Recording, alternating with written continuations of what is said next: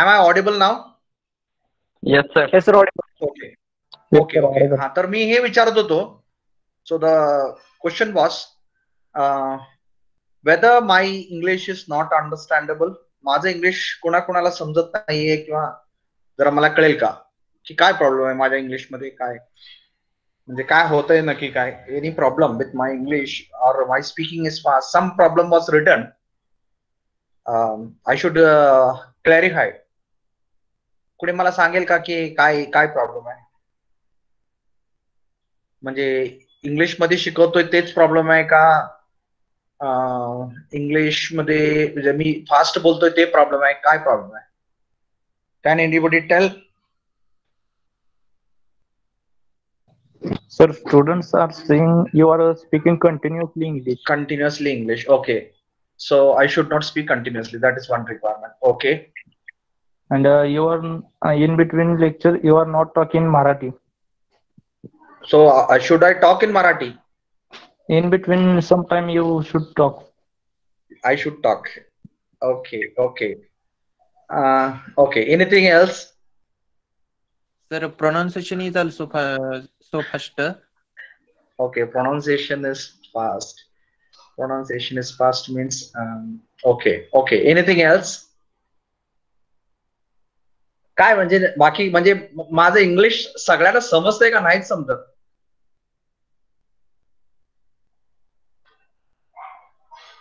बिराजदार परत एकदा अनम्यूट व्हा. बिराजदार अनम्यूट व्हा.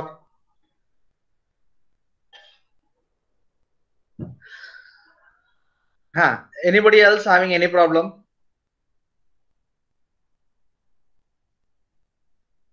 Other than Birajdar? न लेट मी क्लिअर. काय प्रॉब्लेम नाहीये, तुम्ही सांगू शकता मला, कारण शेवटी आपण शिकण्यासाठी इथं आपण वेळ देतोय.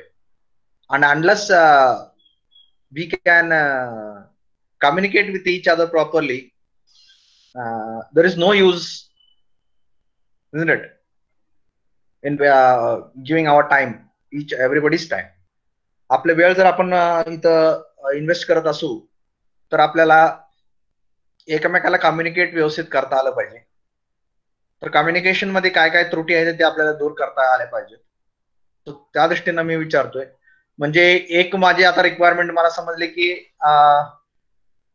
इंग्लिश बरेच जणांना थोडस हाय लेवलचं वाटतंय, असं इज इट सो? बिराजदार, म्हणण्याचा अर्थ तोच होता का?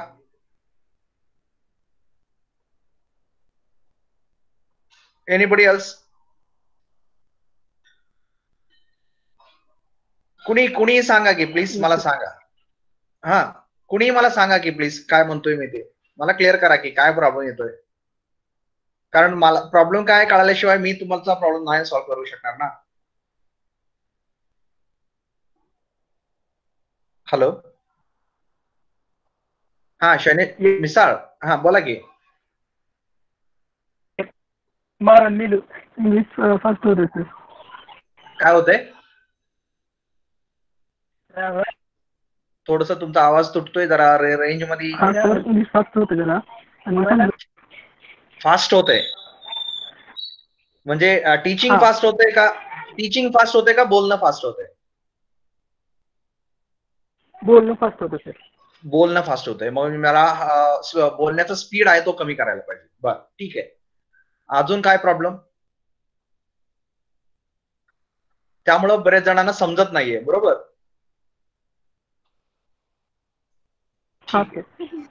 बरोबर बरोबर. तर मग एक काम करूया, बिफोर गोईंग अहेड, पुढे जाण्या अगोदर जे कुठला पॉइंट ज्याला कोणाला समजलं नव्हता त्यांनी आता विचारा. बरे, मग तुम्ही इंग्लिश मध्ये विचारा, मराठीमध्ये विचारा, कुठल्या लँग्वेज मध्ये विचारायचं ते विचारा. I will try to clear your points first and then we will proceed.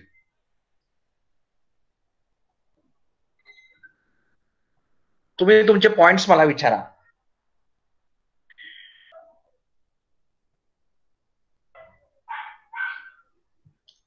तुमचे जे काही डाऊट्स राहिलेले आहेत, जे तुमच्या मनात राहून गेलेले किंवा जे पॉइंट्स तुम्हाला समजलेले नाही असं वाटलं आतापर्यंत जे काही शिकवलेलं होतं त्यातलं, मग तो फर्स्ट चॅप्टर मधला असो, सेकंड चॅप्टर मधला असो, no problem, issue, there is no issue at all. You can tell me which point you are not understood so that I can clear that points. म्हणजे तसंच शंका निरसन न होता राऊंड देऊन आपण पुढे जाण्यात पॉइंट नाहीये. तर ज्याला कोणाला जे पॉइंट समजलं नाही ते विचारा, जे कुठला असेल, नो प्रॉब्लेम एट ऑल. कुठलाही पॉइंट असो, मागच्या चॅप्टर मधला असो, आता प्रिव्हियस लेक्चर मधला असो, कोणताही प्रॉब्लेम असो, सुरुवातीचा असो, आतापर्यंत जे काही घेतलेलं आहे आपण, जे डिस्कस केलेलं आहे क्लासमध्ये, त्यातला कुठला पॉइंट आहे जे कोणाला समजला नाही त्यांनी आता मला विचारा. सर रिसेंटली लेक्चर मधला कार्बोरेटरचा भाग जरा गेल्या लेक्चर मधला. बर ठीक आहे, कार्बोरेटरचा भाग मी रिपीट करतो. बर,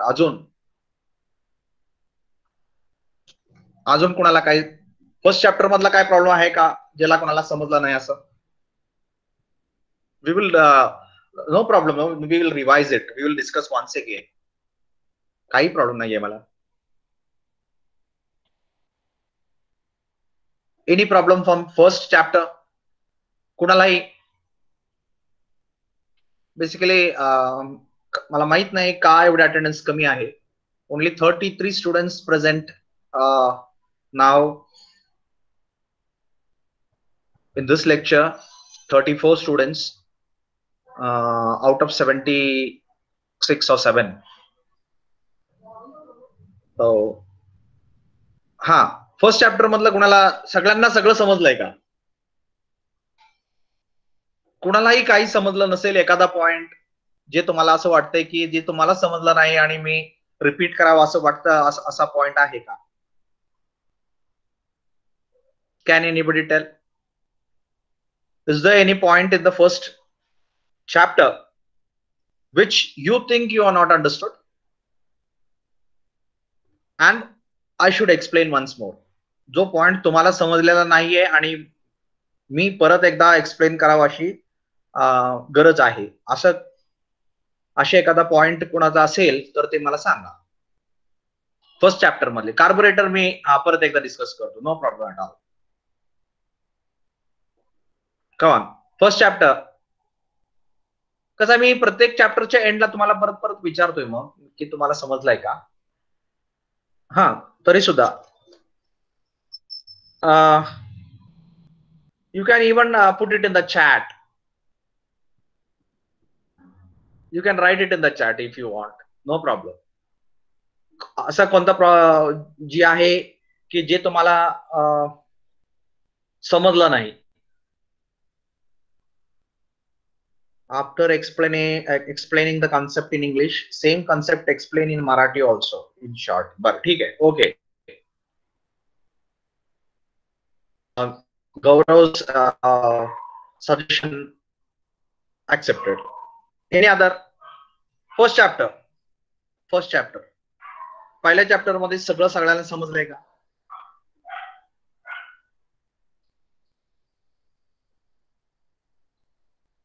yes, PC is saying yes. ठीक आहे, कोणाला समजलंय त्यांनी सगळ्यांनी येस टाका, बघूया. म्हणजे कोण राहतंय ती तर मला कळेल. Provide notes for revision. Okay, काय हरकत नाही, नोट्स देणार आहे मी. कॉलेजला गेले की ती स्कॅन करून देतो तुम्हाला. आता कॉलेज नसल्यामुळे जरा प्रॉब्लेम येतोय स्कॅन करायला.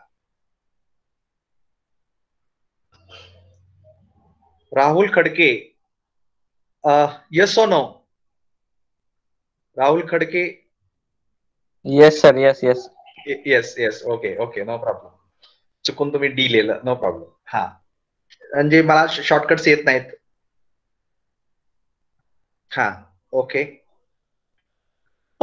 तर म्हणजे याचा अर्थ असा की ऑलमोस्ट सगळ्यांना फर्स्ट चॅप्टर तर क्लिअर झालेला आहे.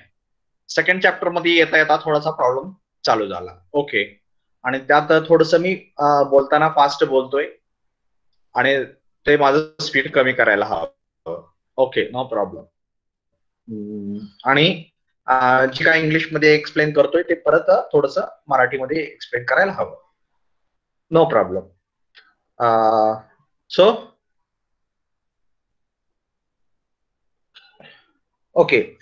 So coming back,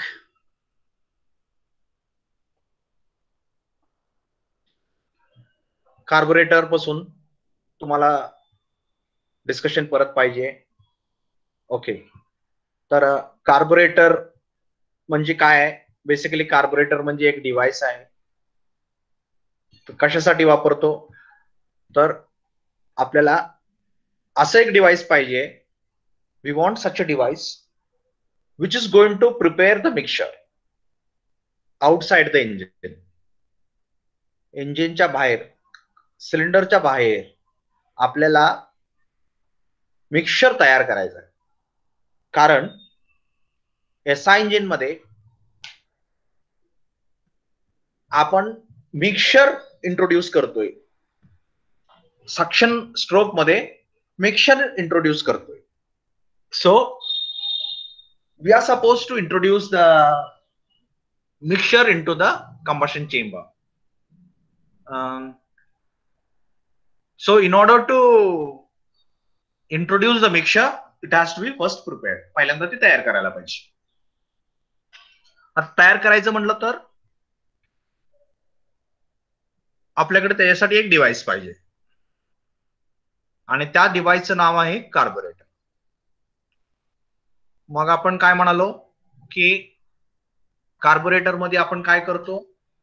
we prepare the mixture. Okay, so while preparing the mixture, we have said that,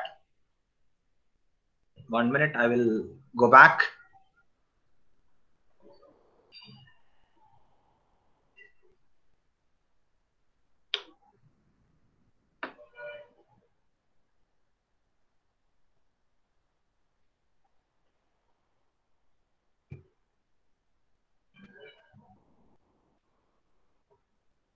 Okay,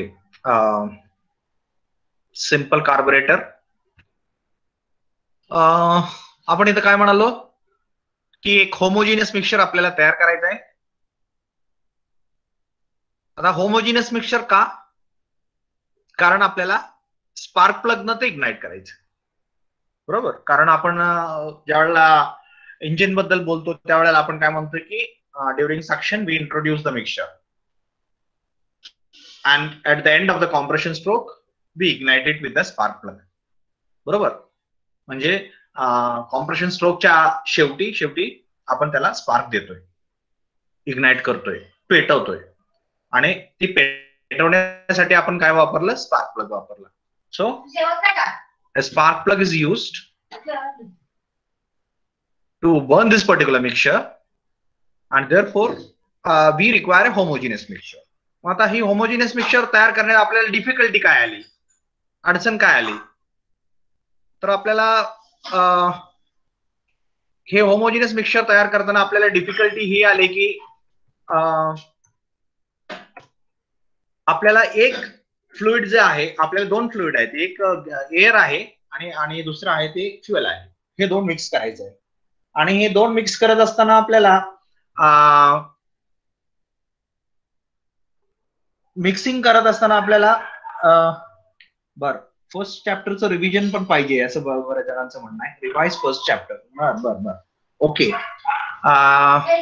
ठीक आहे. So we will go for first chapter revision first and then we'll come back.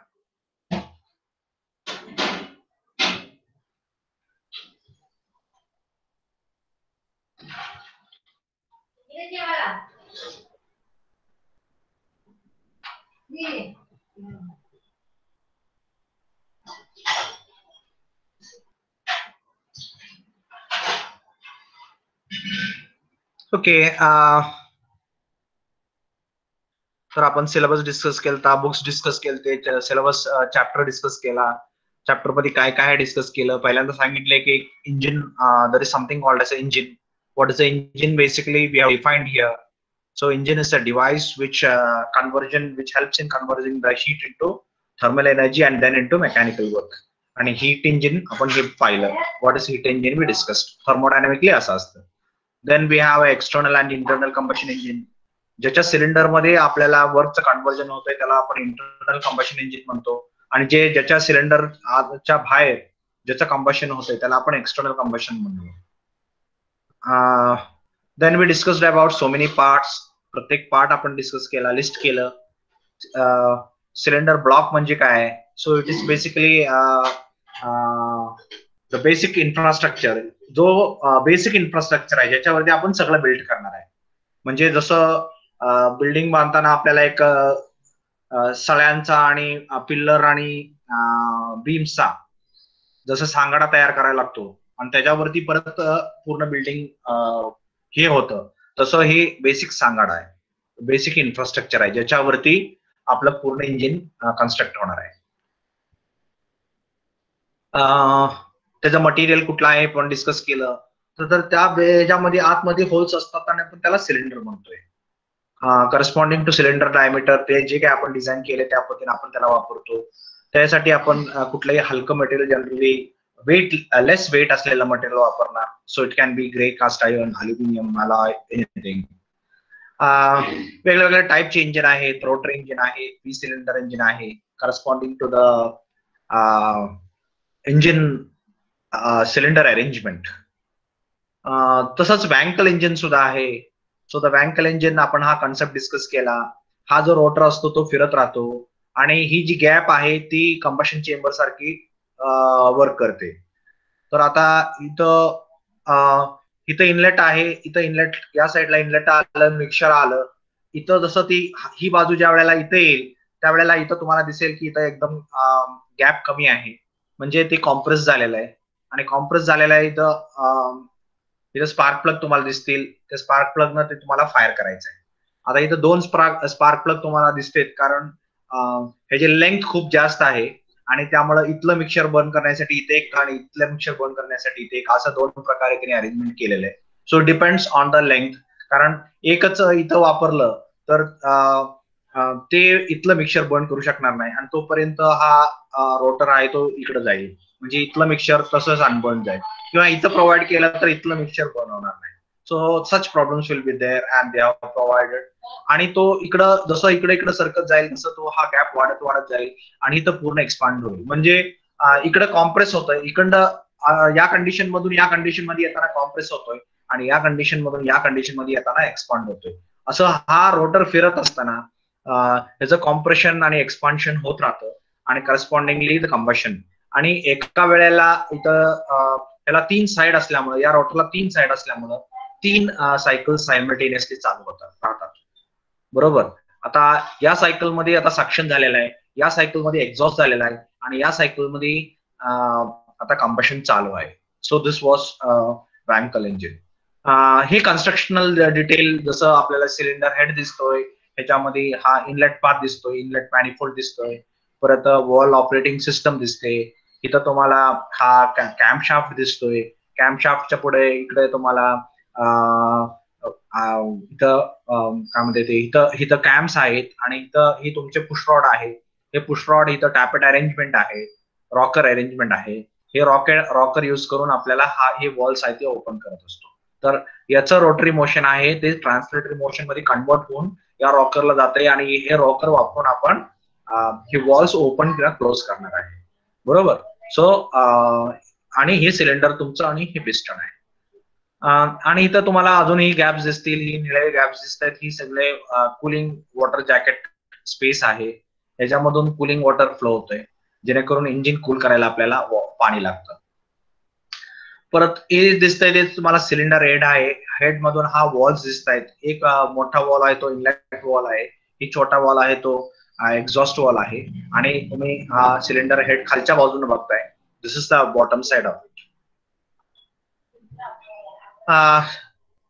हे तुम्हाला वरच्या बाजूने cylinder head असं दिसतंय. So cylinder head ही खालची बाजू कंबशन चेंबर असतं आणि वरच्या बाजूला तुम्हाला त्याचे वॉल्सचे अरेंजमेंट आणि ते टॅपेट कव्हर, रॉकर आर्म्स हे सगळं दिसतंय. बरोबर. आणि हे पुशरॉड येतोय, हा पुशरॉडने याला मोशन मिळालं आणि हे मोशन या वॉल्सला देऊन आपण वॉल ऑपरेट करतोय. इथं पण तेच दाखवलंय. इथं रॉकर पूर्णपणे व्यवस्थित दिसत आहेत. हे रॉकर ज्या वेळेला इथं मूव्ह होईल त्यावेळेला हे वॉल ओपन होईल. हे रॉकर ज्या वेळेला इथं खाली जाईल त्यावेळेला हा वॉल ओपन होईल. आणि ह्याला ऑपरेट करण्यासाठी ह्याच्या मागच्या बाजूला आपल्याला पुश रॉड आपण अटॅच केलेले आहेत. इथं आपल्याला मॅनिफोल्ड दाखवलेला आहे. So this is a manifold, this is intake manifold. इथून एअर आली आणि इथं जी ही लिंक आहे, या लिंकच्या इथे एक बटरफ्लाय वॉल असतो आणि त्या वॉलला इथं ऍक्सिलेटर जोडलेला असतो. हे जसं ऑक्सिलेटर आपण वडत जाईल तसं ही जास्त जास्त आतमध्ये एअर खेचतंय आणि what ever air is taken in that is being divided into, म्हणजे थोडीशी एअर इथं जाणार, इथंही जाणार, इकडेही जाणार आणि इकडेही जाणार. म्हणजे इथून आलेली एअर ह्या चारही सिलेंडरला गेली. So this is a intake manifold. आणि ह्याच्यासारखंच एक्झॉस्ट मॅनिफोल्ड असतं ज्याच्यामध्ये इथून एक्झॉस्ट बाहेर जाईल, इथून एक्झॉस्ट बाहेर जाईल, इथून एक्झॉस्ट बाहेर जाईल, इथून एक्झॉस्ट बाहेर जाईल आणि ती एकत्र होऊन एक्झॉस्ट पाईप मधून बाहेर जाते. तसं इनलेट आणि एक्झॉस्ट मॅनिफोल्ड असे असतात. तर इथं दाखवलेलं आहे तुम्हाला एक्झॉस्ट मॅनिफोल्ड दाखवले आणि इथं एक तुम्हाला सेन्सर दाखवलेला आहे जे ऑक्सिजन सेन्सर असतो, जे आपण पुढे एक्झॉस्ट सिस्टम मध्ये आपण डिस्कस करणार आहोत. आणि ही दिसतंय हे तुमचं बेसिकली वॉटर इनलेट आहे, कुलिंग वॉटर इनलेट आहे, जी का वॉटर जॅकेटला दिलं जाते. आणि हे तुमचं एक्झॉस्ट मॅनिफोल्ड आहे ज्याच्यामधून तुम्हाला एक्झॉस्ट बाहेर येत आहेत आणि ते एक्झॉस्ट एकत्र होऊन इथून पुढं सायलेन्सरला जाऊन तिथून बाहेर जातात. हे लायनर आहे, सिलेंडर लायनर. हे सिलेंडरच्या इंजिन सिलेंडरच्या आतमध्ये बसवलं जातं आणि इथं जी आहे ही रिजन आहे, इथं पाणी असतं, कुलिंग वॉटर असतं, ज्याच्यामुळं ह्याच सिलेंडरचे जी इंजिन मधून जी हीट आहे, जी का आपल्या पहिल्यांदा सुरुवातीला आपण म्हणलं एक हीट इंजिनचं प्रिन्सिपल आपण डिस्कस केलं, ज्याच्यामध्ये आपण म्हणतो की some heat is being transferred from high source to the engine and then some heat is transferred from the engine to a low temperature sink. आणि म्हणजे इथं सिंक म्हणजे इथं वॉटर असतं आणि ती वॉटर इथून एअर काढून घेऊन ऍटमॉस्फेरिक एअरला देतं. तर तो बेसिकली सिंक म्हणजे तुमचा एअर आहे आणि त्याच्या एअरसाठी एअरला हीट ट्रान्सफर करण्यासाठी आपण इथे एक इंटरमिडिएट कुलिंग मीडियम वापरले, जे असतो इथलं आपलं पाणी. So that was a liner. Liner दोन टाईपचे असतात. एक आपण बघितलं की ऑलरेडी डिस्कस्ड आहे, एक वेट लायनर आणि एक ड्राय लायनर. ही वेट लायनर आहे, इथं कॉन्टॅक्ट मध्ये पाणी येतं. ड्राय लायनर असेल तर ती फक्त एक असते नुसतं फक्त सिलेंड्रिकल असते, जे एका सिलेंडरच्या आतमध्ये दुसरा सिलेंडर बसतो, असं फक्त ते एक पाईप सारखं असतं.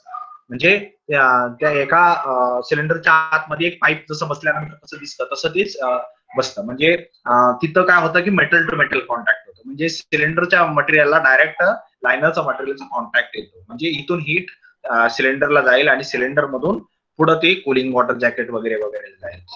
इथं कसं आहे की लायनरच्या डायरेक्ट कॉन्टॅक्ट मध्ये पाणी येते म्हणून आपण याला वेट सिलेंडर असं लायनर म्हणतो. आणि ज्या लायनरच्या डायरेक्ट कॉन्टॅक्ट मध्ये पाणी येत नाही त्याला आपण ड्राय सिलेंडर लायनर असं म्हणतो.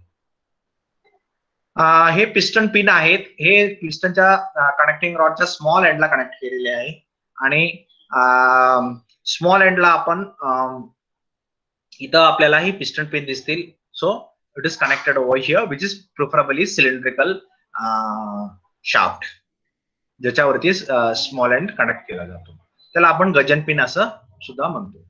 हे पिस्टन आहे, तर पिस्टनला वेगळे वेगळे रिजन आहेत. क्राउन रिजन आहे, देन बॉस रिजन आहे, स्कर्ट रिजन आहे, असे वेगळे वेगळे रिजन आहेत. आणि हे सिलेंडर तुमच्या इंजिनच्या सिलेंडरच्या आतमध्ये ते रेसिप्रोकेट करतात. आणि ते रेसिप्रोकेट करत असताना त्याच्यावरती जी तयार झालेली एनर्जी आहे, जे कंबशन गॅसेस मधून कडून त्याला मिळालेली आहे, ती एनर्जी प्रेशरच्या स्वरूपात असते आणि ते प्रेशर पिस्टनच्या वरच्या बाजूला ऍक्ट झाल्यामुळं तो पिस्टन आहे तो खाली सरकतो आणि पिस्टनच्या आतमध्ये कनेक्टिंग रॉड जसं म्हटलं आता की कनेक्ट केलेला आहे, तो कनेक्टिंग रॉड सुद्धा मूव्ह होतोय आणि तो कनेक्टिंग रॉडचा दुसरा एंड आहे ज्याला आपण बिग एंड असं म्हणतो, तो क्रँकशाफ्टला कनेक्ट केलेला आहे आणि तो बिग एंड सुद्धा मूव्ह होतो. म्हणजेच जी काय एनर्जी वरती तयार झालेली सिलेंडर मध्ये कंबशन चेंबर मध्ये तयार झालेली एनर्जी आहे ते तुमच्या क्रँकशाफ्टला मिळाली आणि क्रँकशाफ्ट मधून ते बाहेर येते. So that is how the engine works. हे वेगळ्या वेगळ्या प्रकारचे पिस्टन आपण बघतोय. Size, shape, material, constructional details, वेगवेगळ्या प्रकारचे पिस्टन्स असतात. हे रिंग्स आहेत. 2 टाईपच्या रिंग पिस्टन रिंग्स असतात. एक कॉम्प्रेशन रिंग असतात, एक ऑइल कंट्रोल रिंग असते. तर हे कॉम्प्रेशन रिंगचं फंक्शन असं आहे की ते it prevents the leakage of the compression gases. म्हणजे सिलेंडरच्या वरच्या पिस्टनच्या वरच्या बाजूला जे काही गॅसेस आपण पकडून ठेवलेले आहेत ते लीक होऊ देत नाही. लीक प्रूफ जॉईंट करण्यासाठी आपण हे कॉम्प्रेशन रिंग वापरतो. म्हणून त्याला आपण त्याचं नाव दिलंय कॉम्प्रेशन रिंग. म्हणजे कॉम्प्रेशन लीक होणे, कॉम्प्रेस केलेला गॅस लीक होणे म्हणून आपण त्याला वापरलं, म्हणून त्याला आपण कॉम्प्रेशन रिंग असं नाव दिलेलं आहे. आणि दुसऱ्या टाईपची रिंग असते ती ऑइल कंट्रोल रिंग असते. तर त्याला 2-3 भाग असतात म्हणून हे टुगेदर ऑइल कंट्रोल रिंग झाले. त्याच्यामध्ये एक बाहेरची बाजू असते, एक आतली बाजू असते, एक एक्सपांडर असतो, असे वगैरे असतं. आणि इथं हे खाली हिरवं दिसतं इथं ऑइल कंट्रोल रिंग दिसते आणि हे लाल दिसतं इथं कॉम्प्रेशन रिंग असते. आणि हे पिस्टन बॉस रिजन आहे आणि ही पिस्टन स्कर्ट रिजन आहे. So piston boss, piston skirt, crown और हेड आणि हे रिंग ग्रू रिजन ज्याच्यामध्ये रिंग्स पिस्टन रिंग्स फिट केल्या जातात. पिस्टन रिंग्स 2 प्रकारच्या कॉम्प्रेशन रिंग आणि ऑइल कंट्रोल रिंग. तर हे लाल आहे इथं पिस्टन रिंग्स कॉम्प्रेशन रिंग बसतात आणि हिरवा आहे तिथं ऑइल कंट्रोल रिंग बसले.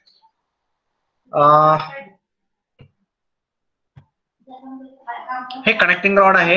याला एक बिग एंड आणि एक स्मॉल एंड दोन्ही बाजू आहेत. हे दिसतंय इथं तुम्हाला बिग एंड, इथं स्मॉल एंड दिसतंय. हे पिस्टन पिन ह्याला कनेक्ट केलेलं आहे. म्हणजे ह्याचं पिस्टनच्या आणि कनेक्टिंग रॉडचं कनेक्शन जे आहे ते गजन पिन किंवा पिस्टन पिन थ्रू झालेलं आहे.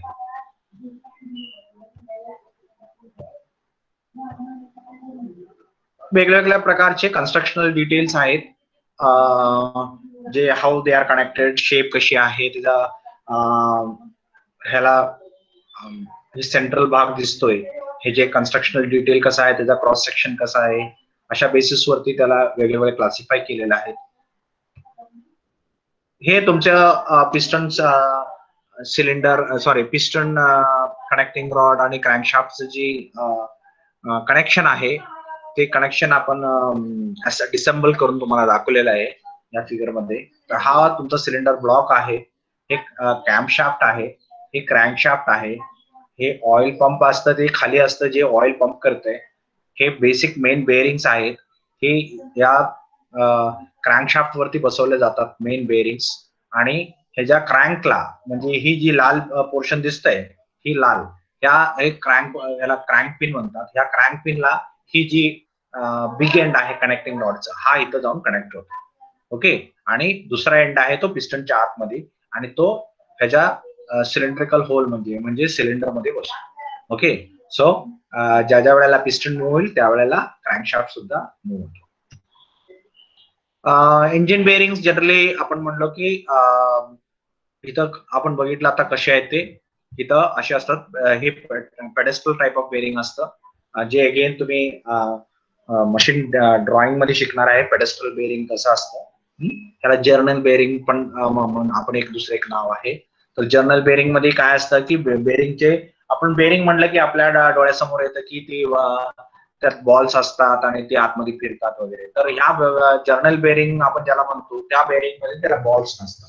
फक्त एक बेअरिंगची एक लेअर असतो त्याला आपण इथं मला दाखवतो. हा असं असतं.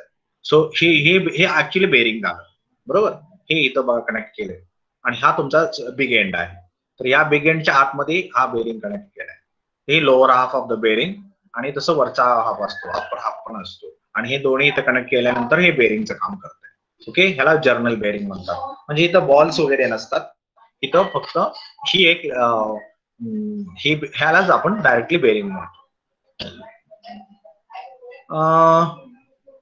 ही दिसतंय हे क्रँकशाफ्ट आहे आणि या क्रँकशाफ्ट वरती तुम्हाला वरच्या बाजूला कनेक्टिंग रॉड आणि पिस्टन आपण कनेक्ट केलेले आहेत आणि हे पिस्टन ज्या वेळेला मूव्ह होतील त्यावेळेला त्याचं जी एनर्जी आहे ते याला ट्रान्समिट होते. म्हणजे इथं translatory motion is converted into rotary motion. ह्याचं ट्रान्सलेटरी म्हणजे वर खालती जी मोशन होते जी ट्रान्सलेटरी स्वरूपाचं आहे त्याला आपण रोटरी मध्ये कन्वर्ट करून करतो इथं with the help of this assembly. आणि म्हणजेच काय तर हे क्रँकशाफ्ट फिरतंय. हे एक बिग क्रँकशाफ्ट तुम्हाला दाखवलं की अंदाज येण्यासाठी की किती मोठा क्रँकशाफ्ट असू शकतो. जनरली हे दिसतं हे मरीन इंजिन साठी दिसतं. इथे एक तुम्हाला माणूस उभा राहिलेला दिसते किंवा इथे एक माणूस तुम्हाला इथं वाकलेला दिसेल.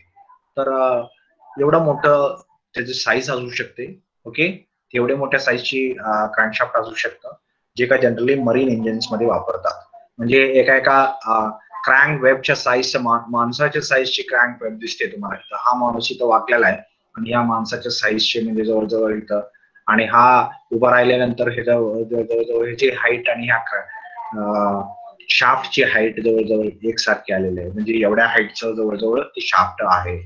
So you can imagine the size of the shaft. हे दाखवलेत हे होल्स दाखवलेत जे ज्याच्यामधून आपण ऑइल पास करतो ल्युब्रिकेशन साठी. तर आपण आता जे मागे डिस्कस केलं की एक ऑइल पंप असतो त्या पंप मधून ऑइल येतं ती या ऑइल गॅलरीज मध्ये येतं. ह्या होल्सला ऑइल गॅलरीज असं म्हणतात. तर या ऑइल गॅलरीमध्ये ऑइल आलं की तिथून ते जिथं ऑइल आपल्याला लुब्रिकेशन पाहिजे तिथं आपण तो सप्लाय करतो. त्यासाठी वापरलेलं मटेरियल आपण इथं लिहिलंय. कनेक्टिंग रॉड चं मटेरियल आपण इथं लिहिलंय.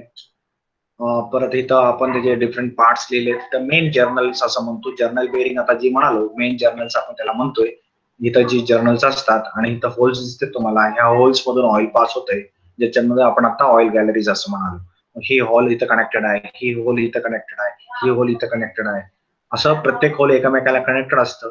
त्यामुळे एकामध्ये ऑइल गेलं की ते सगळीकडे पोहोचतं आणि इथं जे फ्रिक्शन आहे ते फ्रिक्शन कमी करण्यासाठी ह्या ऑइलचा मदत होतो. हे क्रँकशाफ्टचे वेगळे वेगळे पार्ट्स दाखवलेले आहेत. ही मेन सपोर्ट्स आहेत ज्याच्यामध्ये आपल्याला बेरिंग वापरलेले आहेत आपण आणि हे इंटरमिडिएट सपोर्ट्स आहेत. तर हे आणि हे क्रँक पिन आहे. Sandeep Ingale is joining.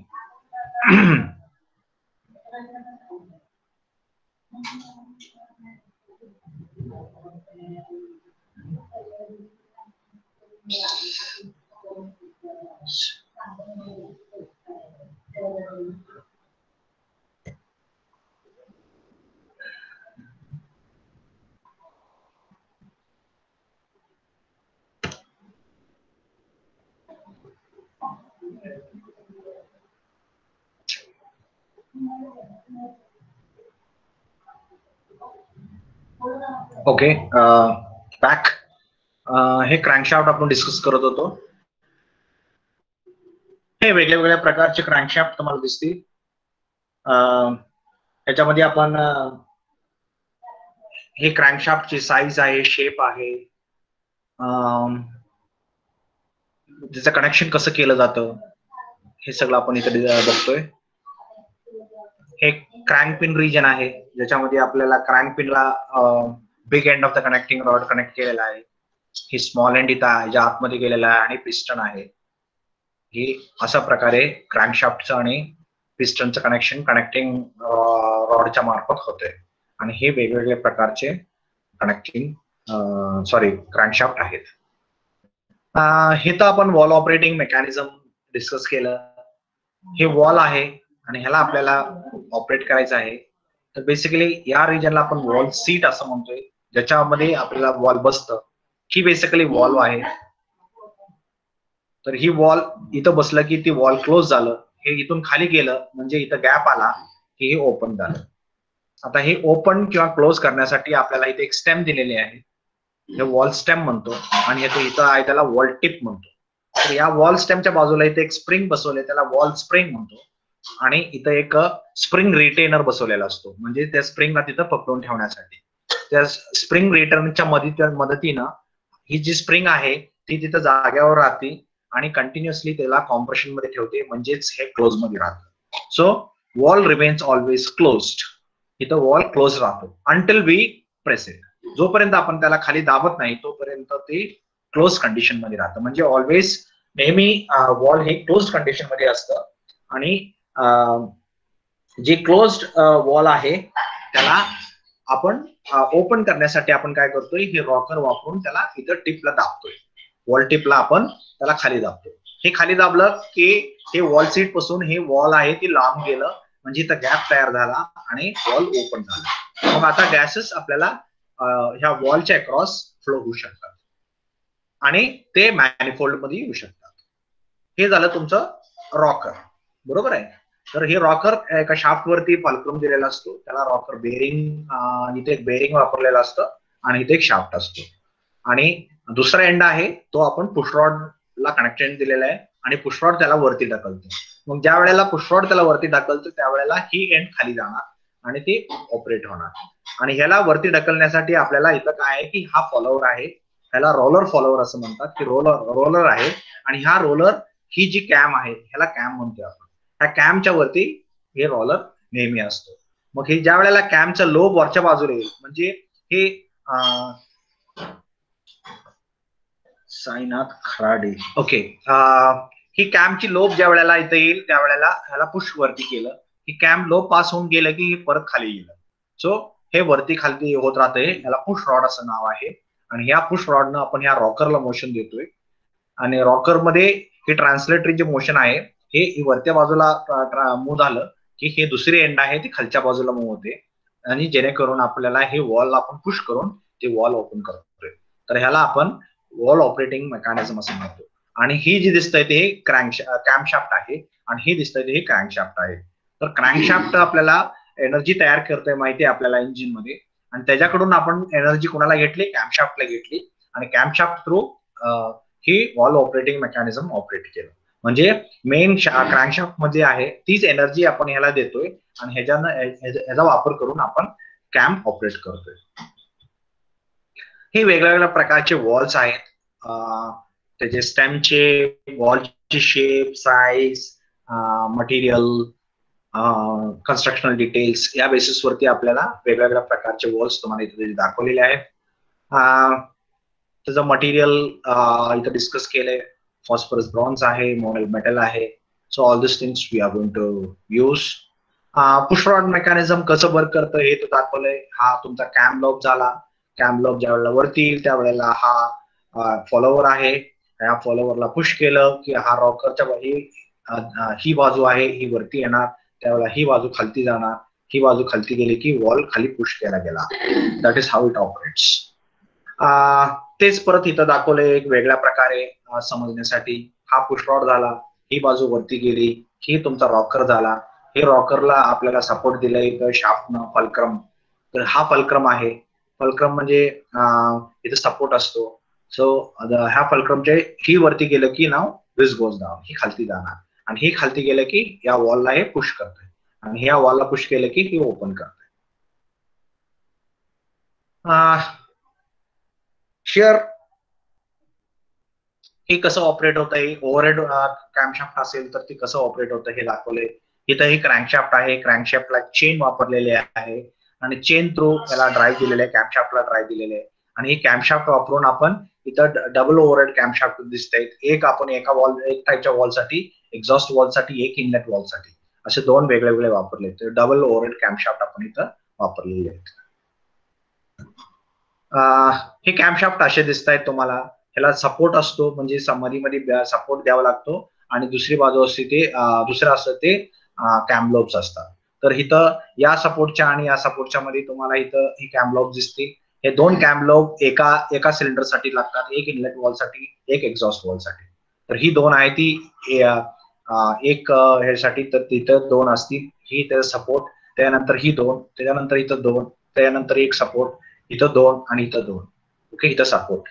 तर इथं दिसत आहेत, ही दोन दिसत आहेत, इथं दोन दिसत आहेत. तर हे डबल वॉल असेल तर त्यासाठी सुद्धा असं असू शकतं. म्हणजे आता ही समजा इनलेट असेल तर ही दोन्ही एक्झॉस्ट असं. Not necessary always double. मग इथे एक असू शकतं, हे इनलेट असू शकतं, ही एक्झॉस्ट असू शकतं. तसं इथे एक इनलेट असू शकतं, एक एक्झॉस्ट असू शकतं. Depends on. तर इथं तुम्हाला दिसेल की इथे एकच आहे. एक इनलेट एक एक्झॉस्ट, एक इनलेट एक एक्झॉस्ट, एक इनलेट एक एक्झॉस्ट, एक इनलेट एक एक्झॉस्ट. आणि मध्ये एक तुम्हाला इथं दिसतंय, हे बेसिकली दुसरा एक पंप असतो जे फ्युअल पंप म्हणतो, ती ऑपरेट करण्यासाठी आपण वापरतो. हे झालं कॅम्पशाफ्टचं ऑपरेशन. आणि कॅम्पशाफ्ट बरोबर हा दिसतोय तो तुमचा रॉकर. ह्या रॉकरला इथे ह्या एंडला पुश केलं, इथं तुम्ही सपोर्ट दिलाय, फल्क्रम दिलाय, आणि दुसरा एंड आहे तो आपल्याला मूव्ह करतो. किंवा हा एंडला पुश रॉड केलं की हा एंड आपल्याला मूव्ह करतो. आणि त्यासाठी हा वॉल्व आहे, ही वॉल स्प्रिंग आहे, हा रॉकर आहे, हा पुश रॉड आहे, आणि हे कॅम्पशाफ्ट आहे. आणि हा रोलर आणि फॉलोवर, कॅम आणि फॉलोवर. हा कॅमच्या ही फॉलोवर इथं बसतो, आणि हा त्याला ह्याच्या आतमध्ये जाऊन बसून हे पुश रॉड आहे, हा याला पुश करतो. इथं तुमचं वॉल ऑपरेटिंग मेकॅनिझम कशी ऑपरेट होते हे दाखवलंय.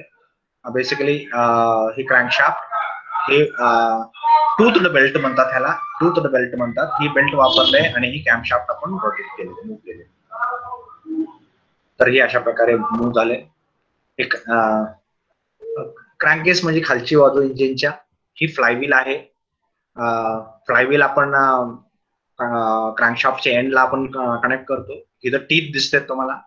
ह्या टीथला इथं स्टार्टर मोटर कनेक्ट केल्यानंतर जे गिअर असतो तो इथे अटॅच होतो, आणि ह्या फ्लायव्हीलला फिरवतोय आपण. हे फ्लायव्हील फिरलं की आपला क्रँकशाफ्ट फिरायला लागतो. तर हे झालं तुमचा क्रँकशाफ्ट. हे क्रँकेस मधला ऑइल बाथ आहे. तर ह्या ऑइल बाथ मध्ये इथे एक ऑइल पंप दिसतोय तुम्हाला, फिल्टर दिसतोय, आणि हे फिल्टर आणि पंप टुगेदर पंप्स हे ऑइलला क्लीन करून वरती पंप करू शकतात. आणि या बाजूला आपण संप असं म्हणतो, ऑइल संप म्हणतो.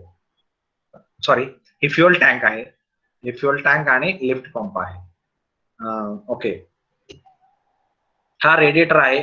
So radiator cools cooling water, engine cooling water. ह्याला आपण एक इनलेट मॅनिफोल्ड बनालो, ह्याला इथे एक्झिट मॅनिफोल्ड बनालो. तर या मॅनिफोल्ड मध्ये आपल्याला कूलिंग वॉटर जे गरम आहे इंजिन मधून बाहेर येत आहे ती इथे आपण दिलं. हा याच्यातून फ्लो होत असताना याच्या अगेन्स्ट आपण एअर फ्लो करणार, आणि त्यामुळे ती थंड झाली. थंड झालेलं पाणी इथं कनेक्ट झालं, आणि ते आपण इथं आउटलेटला जोडलं, जे काही इंजिनला पुढे जाते. तर हे पाणी असं जातं इंजिनला. इथं इंजिन इथं असतं, इंजिन मधनं गरम पाणी इकडे येतंय, ती याला येतंय. आणि मेकअप करण्यासाठी आपल्याला इथे कॅप दिलेले आहे, आणि ही कॅप वेंटेड टू ऍटमॉस्फिअर असते. म्हणजेच काय पाण्याची जर आपल्याला वाफेमध्ये कन्व्हर्जन झालं तर ते एस्केप होईल, आणि हे एक्सप्लोड होणार नाही. त्यासाठी हे वेंटेड टू ऍटमॉस्फिअर असतं. स्पार्क प्लग दिसतंय तिथं, वेगवेगळ्या प्रकारचे स्पार्क प्लग. त्याला प्रत्येकाचे तुम्हाला बघा वेगवेगळे फीचर्स दिसतील. ह्याचे लेंथ वेगळे वेगळे असते, ह्या टिपची लेंथ वेगवेगळी असते, साईज, शेप, गॅप, ह्या बऱ्याच गोष्टी असतात. त्या सगळ्या चेंज केलेल्या असते. तर त्या प्रकारे इथं वेगवेगळ्या प्रकारचे जे स्पार्क प्लग्स आहेत ते इथं दाखवलेले आहेत. स्पार्क प्लग आपण स्पार्क देण्यासाठी करतो.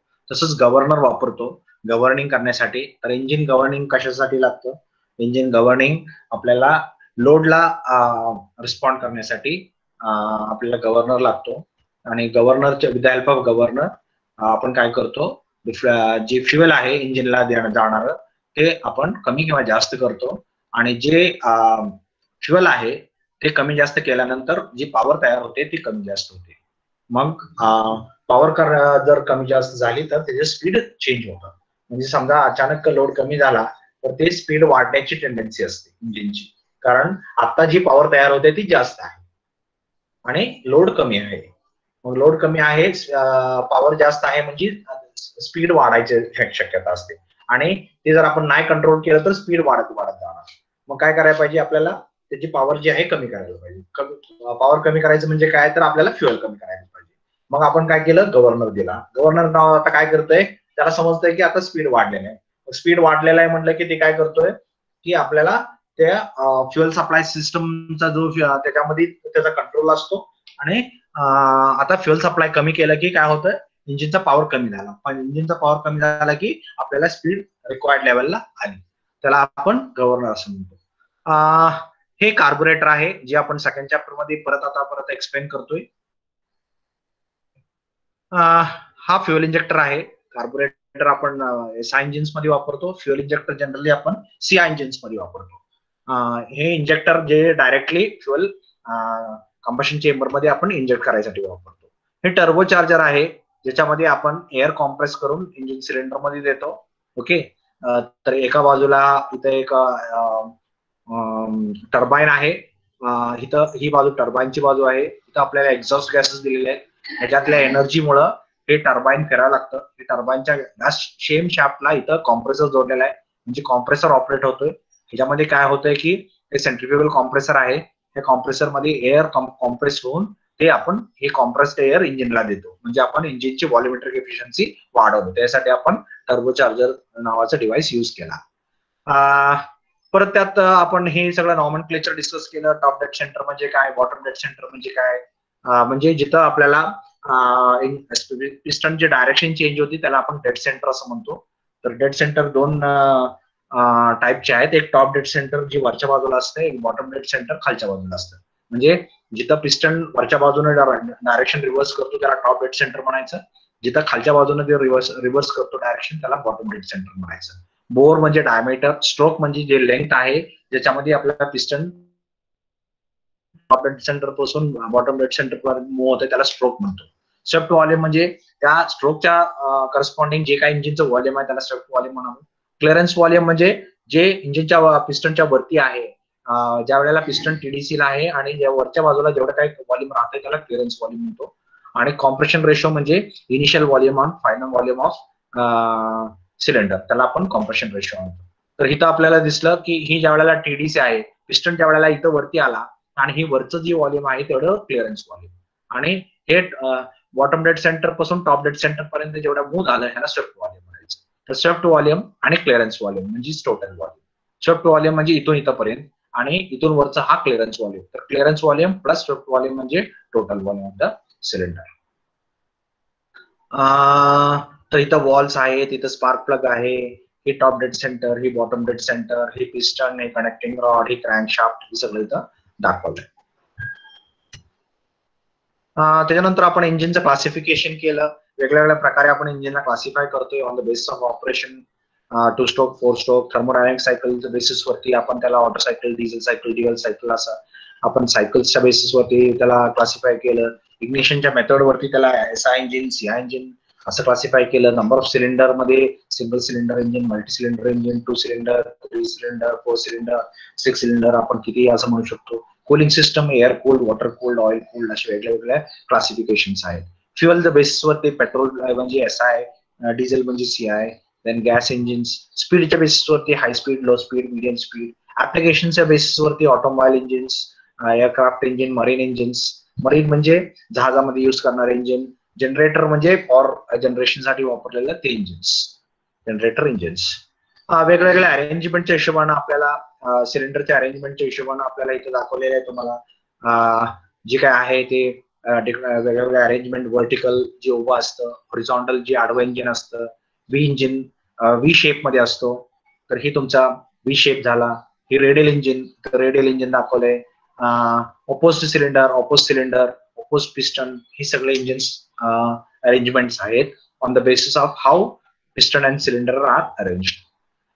त्यानंतर आपण गेलो की पेट्रोल इंजिन म्हणजे काय आहे, ते कोणी इन्व्हेंट केला, तर ऑगस्ट ऑटोनं, ते निकोलस ऑगस्ट ऑटो नावाच्या सायंटिस्टनं ते इन्व्हेंट केला 1876 मध्ये.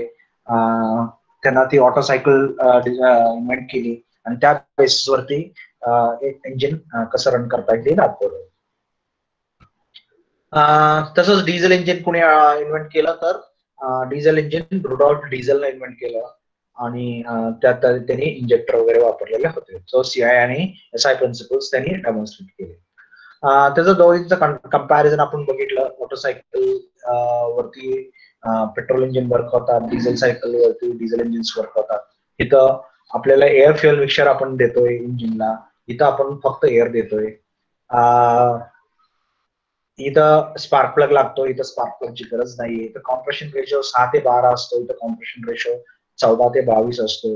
इथं एफिशियन्सी कम्पॅरेटिव्हली कमी असते, इथं एफिशियन्सी कम्पॅरेटिव्हली जास्त असते. इथं वेट इंजिनचं जनरली पेट्रोल इंजिनचं कमी असतं, इथं वेट डिझेल इंजिनचं जरा जास्त असतं. प्राइस वाईज पेट्रोल इंजिन ही चीप असतात, म्हणजे स्वस्त असतात, आणि हे महाग असतात. इथं व्हायब्रेशन जरा कमी असतं, आवाज पण कमी असतो. डिझेल इंजिन मध्ये व्हायब्रेशन आणि आवाज जरा जास्त असतो. हे motorcycles, car, light duty vehicles वापरतो, इथं ट्रक, बस साठी आपण वापरतो. So this was the comparison of petrol and diesel engine. तसंच आपण 2 स्ट्रोक आणि 4 स्ट्रोक इंजिन डिस्कस करतोय. इथं 2 स्ट्रोक म्हणजे 1 रेव्होल्युशन किंवा 2 स्ट्रोक्स ऑफ द पिस्टन. इथं 4 स्ट्रोक म्हणजे 2 रेव्होल्युशन्स ऑफ द क्रँकशाफ्ट और 4 स्ट्रोक्स ऑफ द पिस्टन. त्याला आपण 4 स्ट्रोक इंजिन म्हणतो. स्ट्रोक म्हणजे काय तर एका डेड सेंटर पासून दुसऱ्या डेड सेंटर पर्यंत जे पिस्टनचं मोशन होतं त्याला आपण स्ट्रोक असं म्हणतो. मग एक स्ट्रोक म्हणजे एका डेड सेंटर पासून दुसऱ्या डेड सेंटर पर्यंत जी मूव्ह झालं पिस्टन की आपण त्यांना एक स्ट्रोक असं म्हणालो. अशा इथं 2 स्ट्रोक लागतायत, इथं 4 स्ट्रोक लागतायत सायकल कम्प्लीट करण्यासाठी. इथं एका रेव्होल्युशन मध्ये एक पॉवर स्ट्रोक असतो, इथं एक पॉवर स्ट्रोक देण्यासाठी 2 रेव्होल्युशन लागतात. म्हणजे इथं एका पॉवर स्ट्रोक साठी एक रेव्होल्युशन सफिशियंट आहे. म्हणजे 2 स्ट्रोक इंजिन म्हणजे प्रत्येक रेव्होल्युशन मध्ये एक पॉवर स्ट्रोक येतो. 4 स्ट्रोक इंजिन मध्ये 2 रेव्होल्युशन मध्ये म्हणजे प्रत्येक 2 रेव्होल्युशन मध्ये आपल्याला एक पॉवर स्ट्रोक मिळतो. म्हणजेच काय तर इथं तुमच्या इंजिनचं स्पीडचं आणि पॉवर स्ट्रोकची करेक्ट जे रिलेशन आहे ते तुम्हाला इथं समजते. इथं आपण पोर्ट्स वापरलेले आहेत, इथं वॉल्स वापरतो. आता आपण जे वॉल्स डिस्कस केले ते 4 स्ट्रोक इंजिन मध्ये वापरतो. 2 स्ट्रोक इंजिन मध्ये पोर्ट्स असतात, वॉल्स नसतात. इथं simple 2 stroke engine construction simple असतं, लाईट वेट असतं, लो कॉस्ट असतं. इथं इंजिन कॉम्प्लिकेटेड असतं कारण इथं आपण वॉल सिस्टम वेगळे वापरतोय आणि वॉल ऑपरेटिंग सिस्टम आले, त्याच्यामुळे कॅम्पशाफ्ट आलं एक्सेट्रा, तर वेगवेगळे भरपूर कॉम्पोनंट्स एक्स्ट्रा येतात, त्यामुळे ती कॉम्प्लिकेटेड होते. त्यामुळे ती हेवी सुद्धा होते आणि कॉस्टली सुद्धा होते. इथं सिम्पल असते त्यामुळे ती लाईट वेट होते आणि कॉस्ट सुद्धा लो असते. इथं थेरॉटिकली मोर पॉवर, कारण प्रत्येक रेव्होल्युशन मध्ये आपण पॉवर तयार करतो म्हणताना थेरॉटिकली याची पॉवर हे ह्याच्या कंपॅरिझन मध्ये दुप्पट असते थेरॉटिकली, परंतु ऍक्च्युअली तशी नसते. परंतु थेरॉटिकली बोलताना आपण असं म्हणतो की theoretically the 2 stroke engines are generating twice the power as that of a 4 stroke engine. आणि ते इथं कमी असते कंपॅरिटिव्ह ह्याच्या कंपॅरिझन मध्ये. पिस्टन शेप क्राऊन आहे 2 स्ट्रोक इंजिनचा एक वेगळ्या प्रकारे असतो. त्याला एक आपण प्रोजेक्शन दिलेलं असते, आपण ऑलरेडी डिस्कस केलेलं आहे. ज्याचं फंक्शन असतं आतमध्ये येणारे जे मिक्सचर आहे त्याला डायव्हर्ट करायचं असतं आपल्याला. So in order to divert the mixture we are having a crown, जी काय इथं त्याची गरज नसते, कारण इथं आपल्याला वॉल ओपन केल्यानंतर वरच्या बाजूनं मिक्सचर आतमध्ये येतं. इथं कसं आहे, इथं पोर्ट मधून येतं जे का साईड मधून असतं, आणि ते साईड बसून आलेलं जे मिक्सचर आहे त्याला आपण डायव्हर्ट करण्यासाठी इथं आपण वापरलं. इथं एफिशियन्सी कमी असते, इथं एफिशियन्सी जास्त असते. हे मोपेड स्कूटर्स मध्ये आपण वापरतो, इथं कार, बस, ट्रक मध्ये वगैरे वापरतो 4 स्ट्रोक इंजिन्स. इथं परत आपण 2 स्ट्रोक आणि 4 स्ट्रोक कम्पेअर केलेला आहे. नंतर आपण गेलो टायमिंग डायग्राम वरती. तर टायमिंग डायग्राम आपण काय म्हणतो की ग्राफिकल रिप्रेझेंटेशन आहे, कधी वॉल्स ओपन होतात आणि क्लोज होतात त्याचं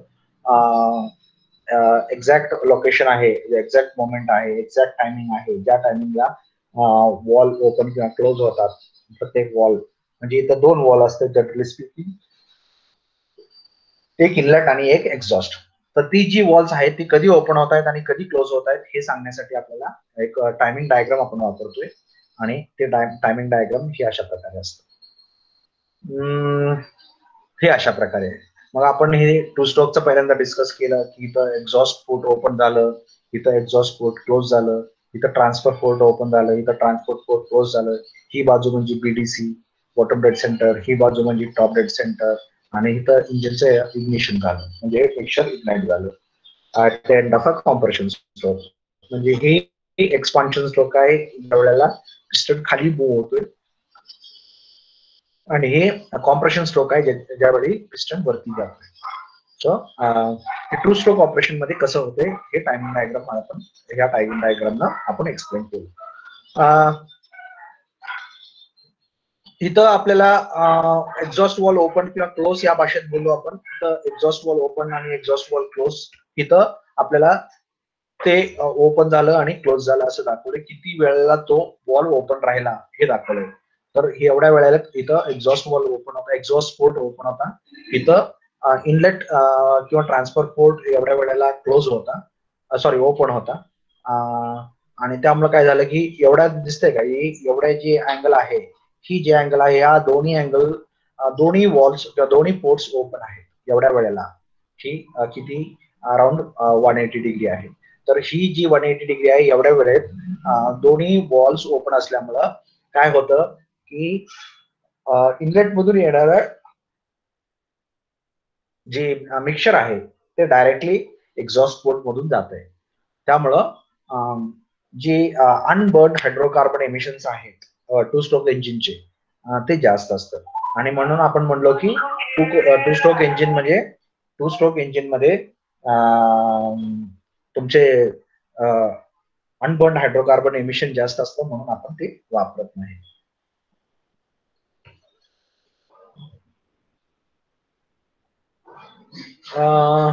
इथं फोर स्ट्रोक इंजिन आपण दाखवलं. ही एक सायकल, ही दुसरी सायकल. म्हणजे पहिल्यांदा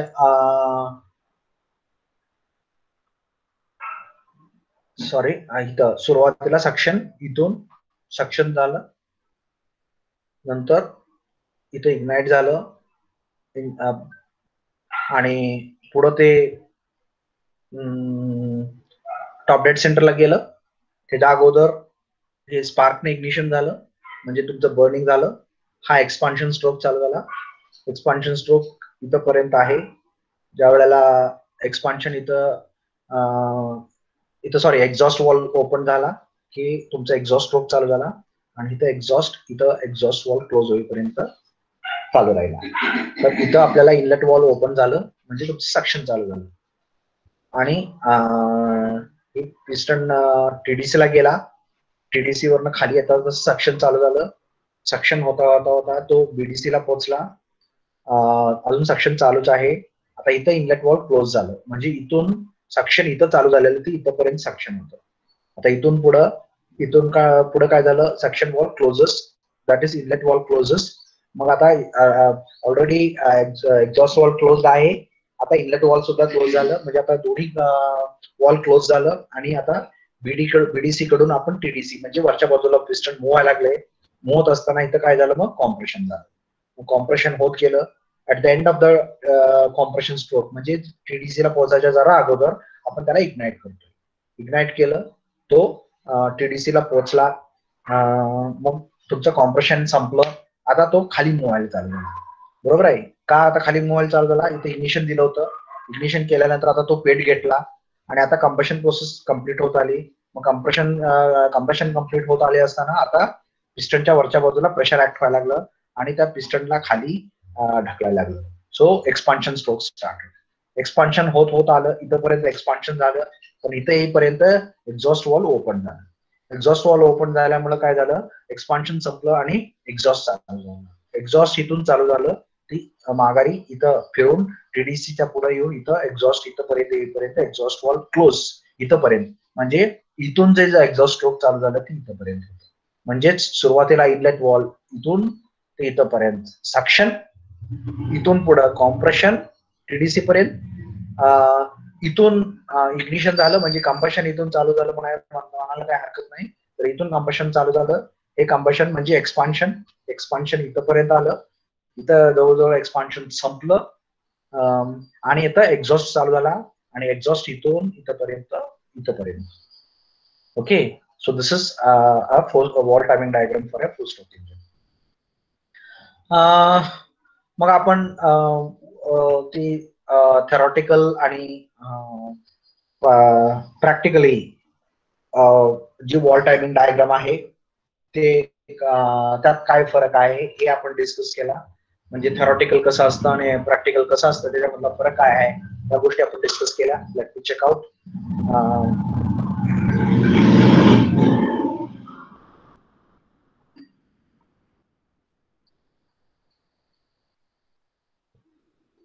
हा, तर हा होता थेरॉटिकल वॉल टायमिंग डायग्राम.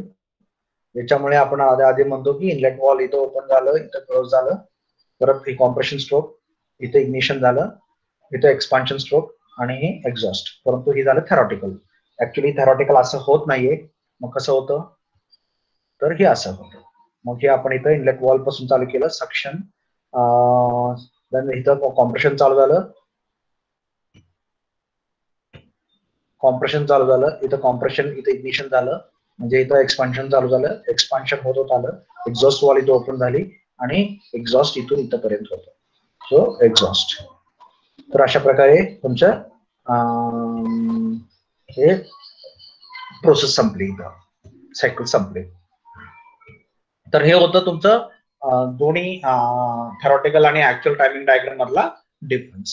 इथं आपण काय डिस्कस केलं, सायकलचे डिफरन्स केले. आपण म्हणलं की 3 प्रकारचे सायकल्स असतात. कोणते कोणते? एक एअर स्टँडर्ड सायकल आहे, जी पहिल्या प्रकारे आपण म्हणतो. एक फ्युअल एअर सायकल आहे आणि एक किंवा थेरॉटिकल सायकल आहे, आणि हे आपण ह्याला ऍक्च्युअल सायकल असं म्हणतो. तर हे 3 प्रकारच्या सायकल्स आपण इंजिन सायकल्स मध्ये आपण डिस्कस करतो. एअर स्टँडर्ड सायकल म्हणजे काय, तर जे आयडियल्स असतात, म्हणजे आयडियल कंडिशन मध्ये वर्क होतात, त्याला आपण एअर स्टँडर्ड सायकल म्हणतो. उदाहरणार्थ कॅर्नोट सायकल. तुम्ही थर्मोडायनामिक्स मध्ये पीएमई मध्ये वगैरे शिकलेला असेल की कॅर्नोट सायकल प्रमाणे आपल्याला मॅक्झिमम 2/3 पर्यंत जो एफिशियन्सी मिळू शकते, त्यापेक्षा जास्त मिळू शकत नाही. म्हणजे 60-66% पर्यंत मॅक्झिमम एफिशियन्सी मिळते. त्याच्यापेक्षा जास्त जर गेलं तर आपण म्हणतो की इट इज नॉट पॉसिबल, कारण आपल्याला कॅर्नोट आयडियल कंडिशन कन्सिडर करून आपण डिफाईन केलेलं आहे, आणि तरी सुद्धा त्याची एफिशियन्सी आहे ती 2/3 आहे. म्हणजे जवळजवळ 7 ते 66% पर्यंत एक्स्ट्रीमली, म्हणजे आयडियल कंडिशन कन्सिडर करून तेवढं येतं. म्हणजेच काय, तर आपण एक इंजिन डिझाईन केलं तर मॅक्झिमम तेवढी एफिशियन्सी आपण अचीव्ह करू शकतो, त्याच्यापेक्षा जास्त अचीव्ह करू शकत नाही. म्हणून आपण एफिशियन्सी बद्दल बोलताना आपण कुठल्या एफिशियन्सी बद्दल डिस्कस करतो हे नेहमी आपल्याला म्हणावं लागतं. कारण इंजिन मध्ये जर तुम्ही थर्मोडायनामिक एफिशियन्सी बद्दल बोलत असाल, थर्मल एफिशियन्सी बद्दल बोलत असाल, तर त्याला ही कन्सेप्ट लागू आहे कार्नोट सायकलचा. पण तुम्ही जर व्हॉल्युमेट्रिक एफिशियन्सी बद्दल बोलत असाल तर व्हॉल्युमेट्रिक एफिशियन्सी 95 असू शकते, 99 असू शकतो, 100 अबव पण असू शकतो. कसा 100 पर्यंत अबव असू शकतो, कारण समजा 1 लिटरचं व्हॉल्यूम असेल आणि आपण त्यात जर कॉम्प्रेस करून एअर बसवली, ती एअर 1 लिटरच्या पेक्षा जास्त पण आपण त्यात एअर कॉम्प्रेस करून बसवू शकतो. मग आपली व्हॉल्युमेट्रिक एफिशियन्सी 100 पेक्षा पण जास्त झाली. म्हणजे समजा टर्बोचार्जर किंवा सुपरचार्जर वापरला तर आपल्या 100च्या अबव पण एफिशियन्सी जाऊ शकते.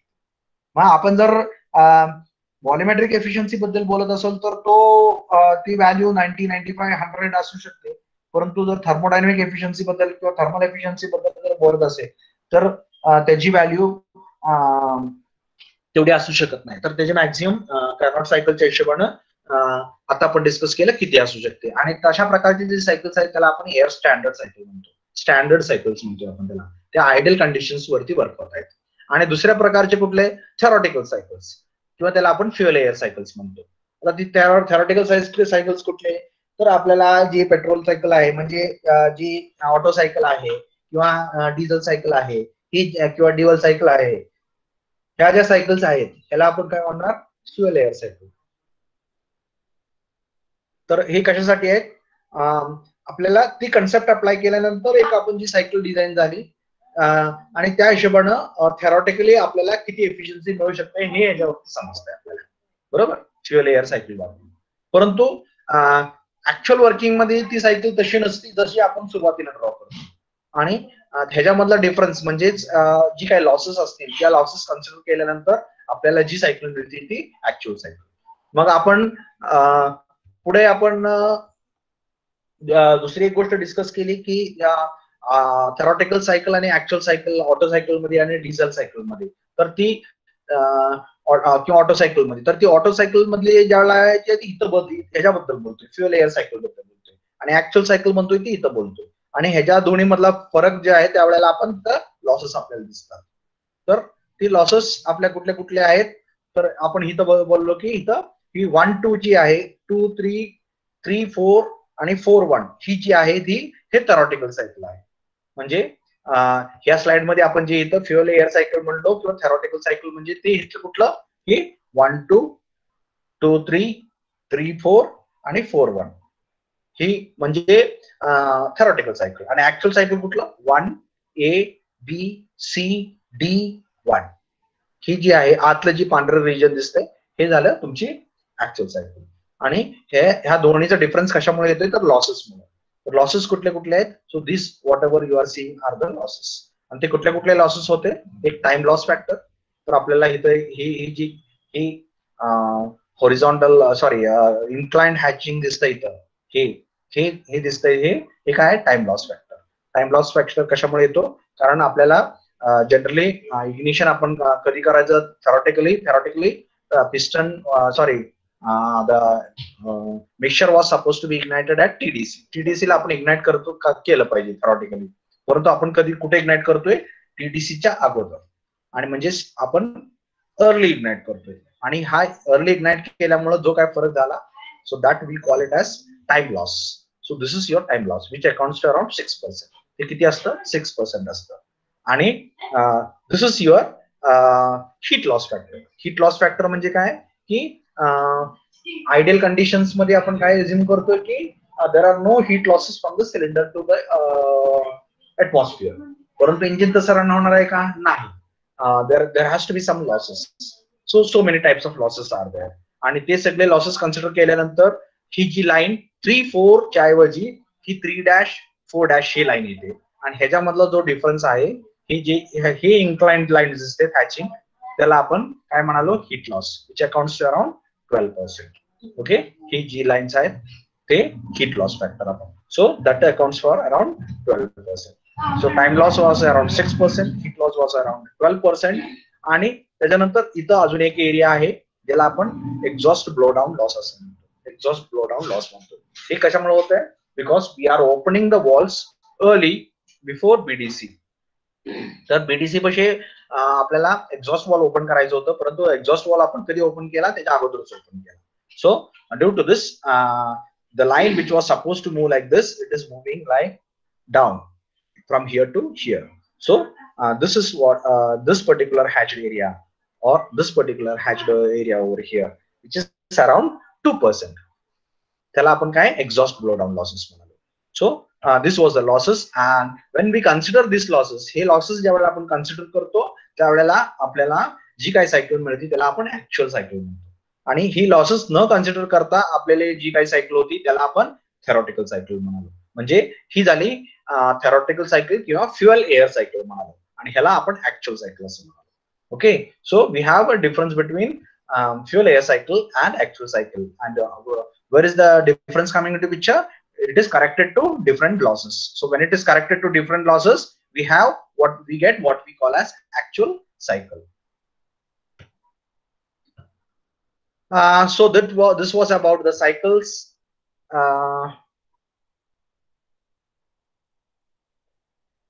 Then we have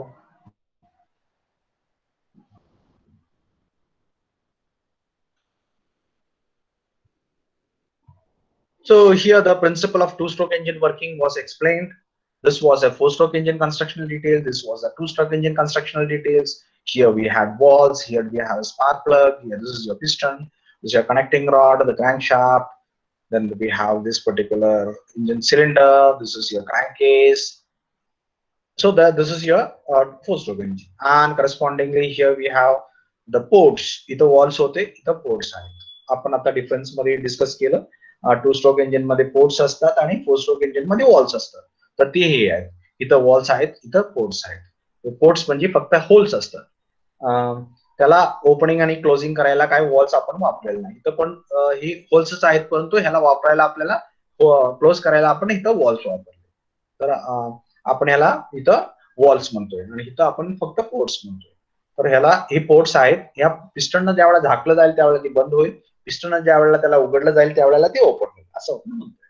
so it covers and अनकव्हर्स असं म्हणतो. इथं काय की इथं वॉल आहेत बंद करायला किंवा ओपन व्हायला. तर ही जी बेसिक डिफरन्स आहे त्यामुळं इथं काय की वॉल्स आलं, ही वॉलचे ऑपरेटिंग मेकॅनिझम आलं, कॅम्पशाफ्ट वगैरे आलं. त्यामुळं फोर स्ट्रोक इंजिनचं कन्स्ट्रक्शन जरा कॉम्प्लिकेटेड होतंय compared to two stroke engine. इथं काय हे पिस्टन फक्त एक सिलेंडर आहे आणि त्याच्यामध्ये पिस्टन आहे आणि तो वरती खालती मूव्ह होतोय. So construction is very simple. त्यामुळं या इंजिनचं वजन खूप कमी असतं. मिक्सचर इथं पहिल्यांदा येत आहे, इथं कॉम्प्रेस होत आहे. कधी कॉम्प्रेस होत आहे, पिस्टन खाली दाबलं गेलं की त्यावेळेला हे वॉल क्लोज होत आहे आणि हे परत जसं खाली जाईल तसं याला कॉम्प्रेस करत जाते आणि कॉम्प्रेशनमुळे ही गॅसेस इकडे ढकलले जातात आणि हे खाली आलं आणि हे ओपन झालं की हे मिक्सचर इकडे जातंय.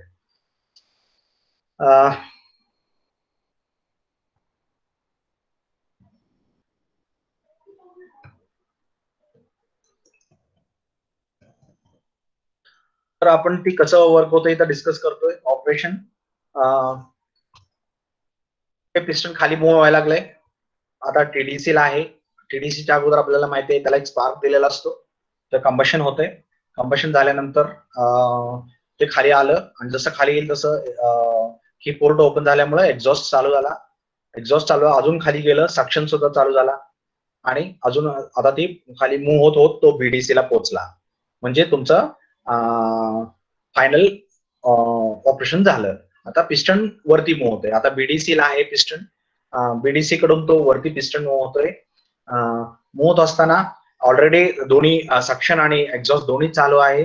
सक्शन आणि एक्झॉस्ट इथं सक्शन संपलं कारण ही क्लोज झाला आणि इथं ही क्लोज झाला की एक्झॉस्ट सुद्धा क्लोज झालं आणि इथून वरती ही टीडीसी ला मूव्ह होत असताना कॉम्प्रेशन होतंय.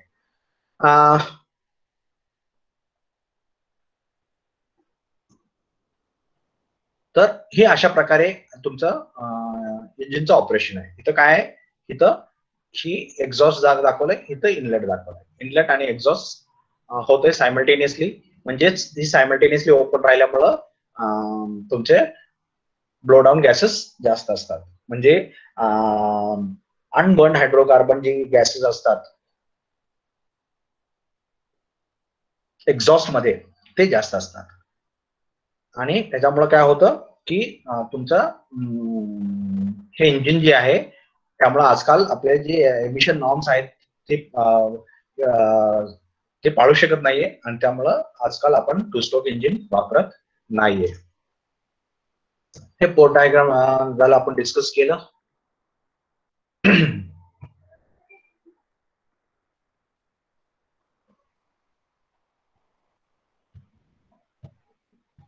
हे सगळं आपण डिस्कस केलं आणि इथं आपण पोर्ट टायमिंग डायग्राम डिस्कस केलं.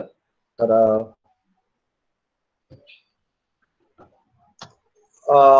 हे पोर्ट टायमिंग डायग्राम कसं असते बघूया.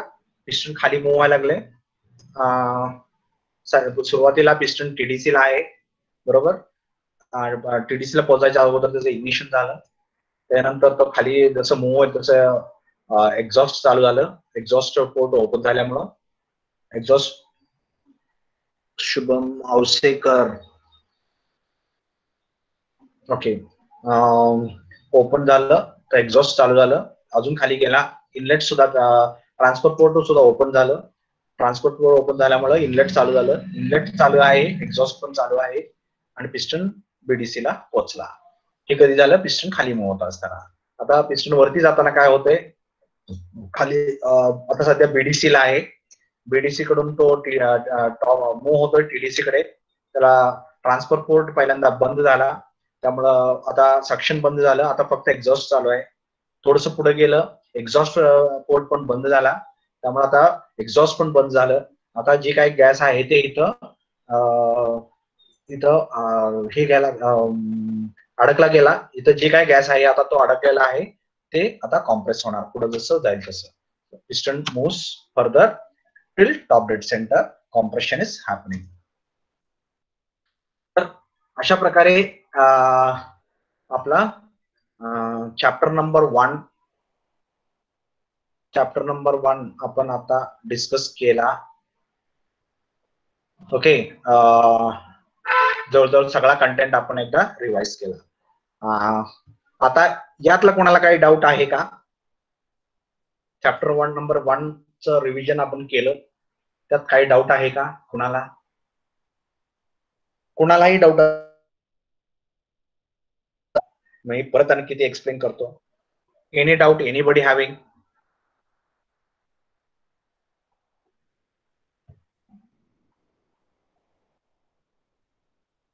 शुभम गांडुळे, रोहित घोडके,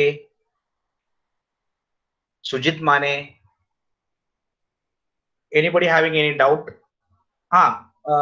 मी कॉलेजला गेले की तुम्हाला नोट्स स्कॅन करून देईन. स्कॅन केलेले नाहीत आता नोट्स. स्कॅन केले की तुम्हाला टाकतो. ऑलरेडी आहेत माझ्याकडे स्कॅन केलेला, परंतु ते एवढ्या क्लिअर नाहीयेत आणि ते एकदा पुढं कॉलेजला गेले की ते स्कॅन करून तुम्हाला नोट्स मी प्रोव्हाइड करेन. Any doubt? काय डाऊट राहिलाय का चॅप्टर 1 मध्ये? आता जी काय आपण एकदा रिवाइज केलं त्याच्यामध्ये काय डाऊट राहिलाय का तुमचा? शिल्लक राहिलाय का डाऊट? आपण जवळजवळ पूर्ण कंटेंट जे चॅप्टर 1 चा आहे तो डिस्कस केला, एकदा रिवाइज केला आपण. तर एनी डाऊट रिमेनिंग? कशा संदर्भात असो डाऊट असेल तर आता विचारा. म्हणजे परत एकदा मी अजून माघारी जातो. म्हणजे आता आपण सुरुवात आपण केली कन्स्ट्रक्शनल डिटेल्स पासून, मग त्याला वेगवेगळे पार्ट्स होते, ते वेगवेगळ्या पार्टची नावं घेतली, आपण लिस्ट केलं, त्या प्रत्येक पार्ट बद्दल डिस्कस केलं की हे पार्ट काय आहे, याचं फंक्शन काय, असं वगैरे डिस्कस केलं. आणि त्याच्यानंतर आपण त्याचं कन्स्ट्रक्शनल डिटेल कुठे कुठे बसणार हे पार्ट्स बघितलं. त्याच्यानंतर आपण त्याचं क्लासिफाय केलं, इंजिन क्लासिफाय, वेगवेगळ्या बेसिसवरती आपण इंजिन क्लासिफाय केलं. आणि त्याच्यानंतर आपण पुढे गेलो आणि त्याच्या पोर्ट टायमिंग डायग्राम आणि वॉल टायमिंग डायग्राम डिस्कस केलं. त्याच्यानंतर इंजिन सायकल्स डिस्कस केलं. मला वाटतं आपण अजून एक राहिलोय, आपण एक ऑटो सायकल आणि डिझेल सायकल पॉइंट राहिलाय.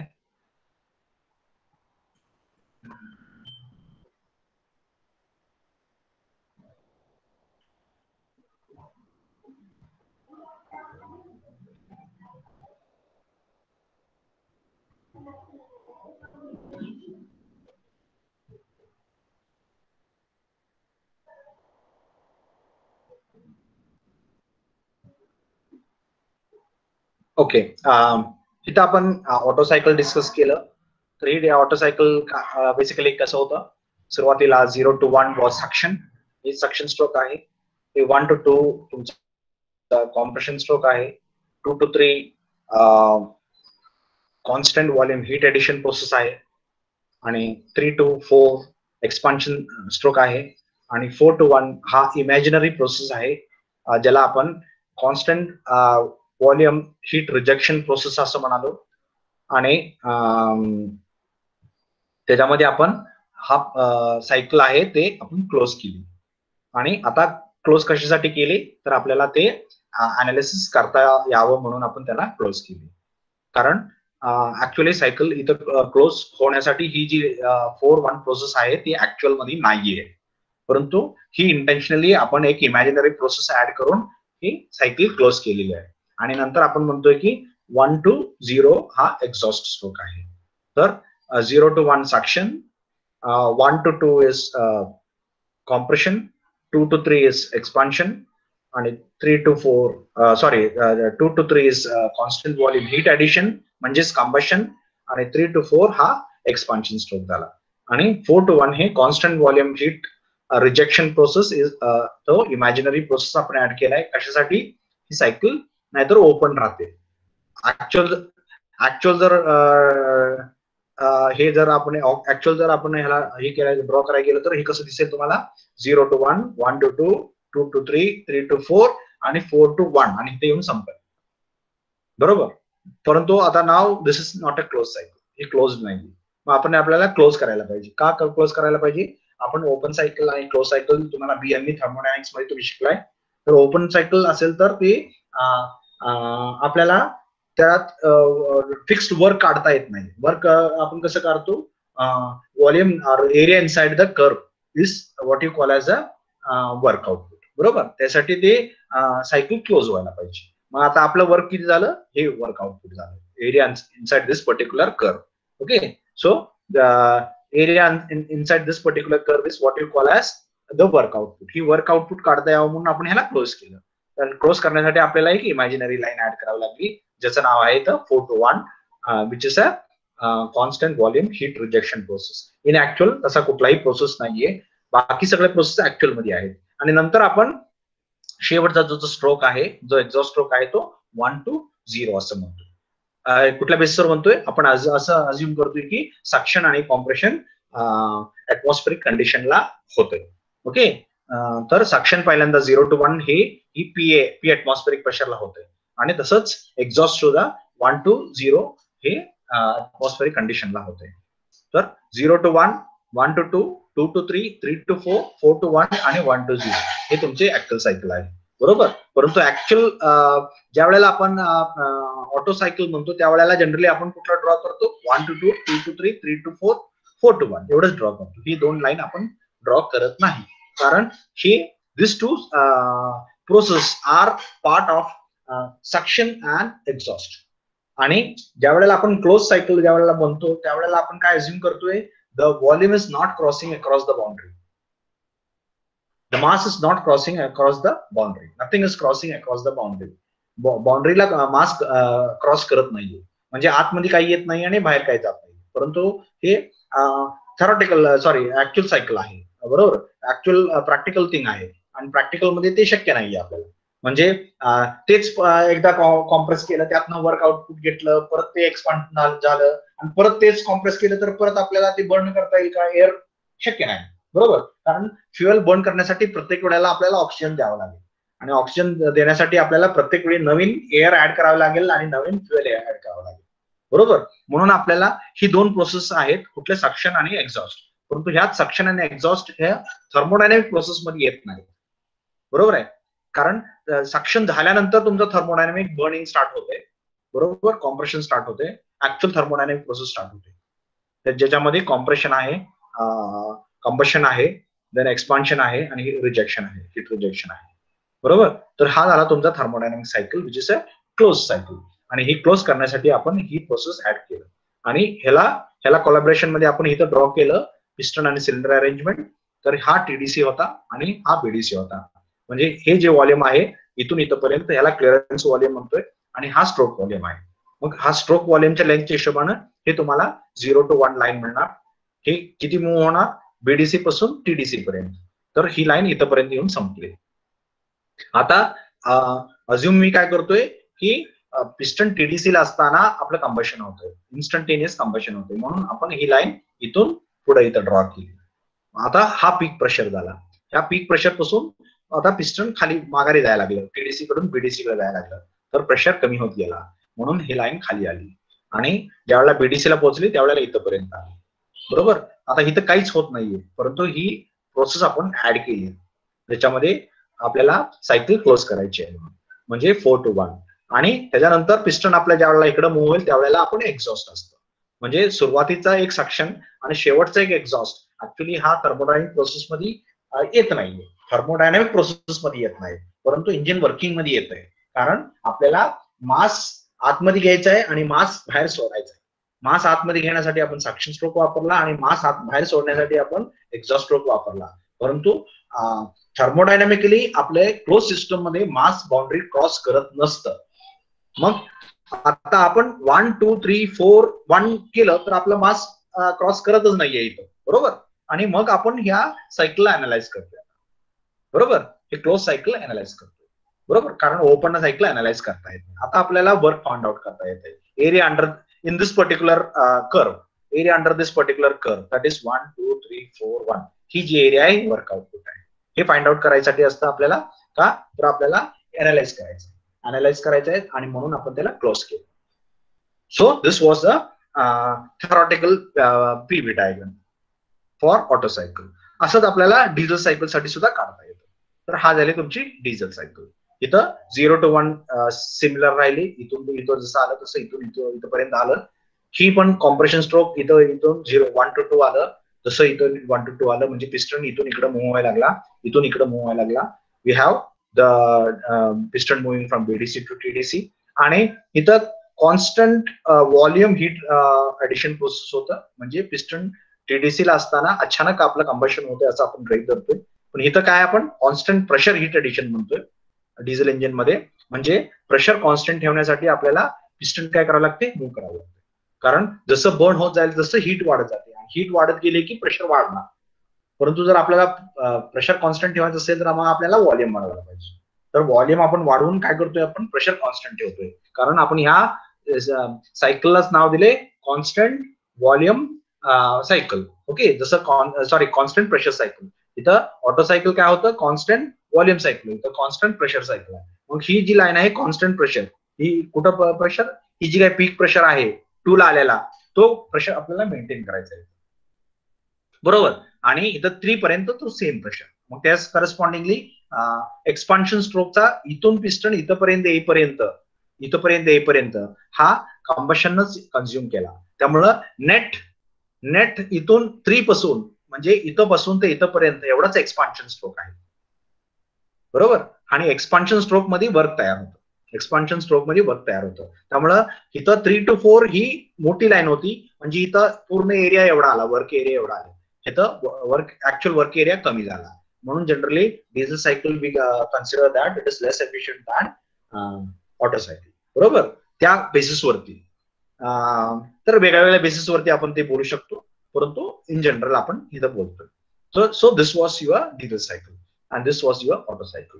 तर हे तुम्ही बीएमई मध्ये सुद्धा शिकलेला आहे, बरोबर. परंतु ते कसे लाईन्स आले, कसे ड्रॉ केले आपण, हे आपण परत डिस्कस केलं ह्याच्यामध्ये. Then we went on to timing diagram. I think we have discussed all these things. Your standard cycle. Okay. Hope everybody has cleared all the points. Any doubt in chapter number 1? जे काही doubt असतील ते विचारा, म्हणजे परत मी सांगेन.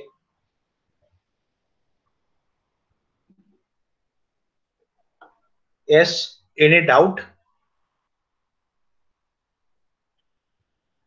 Any doubt? कुणालाही काही डाऊट पहिल्या चॅप्टर मध्ये?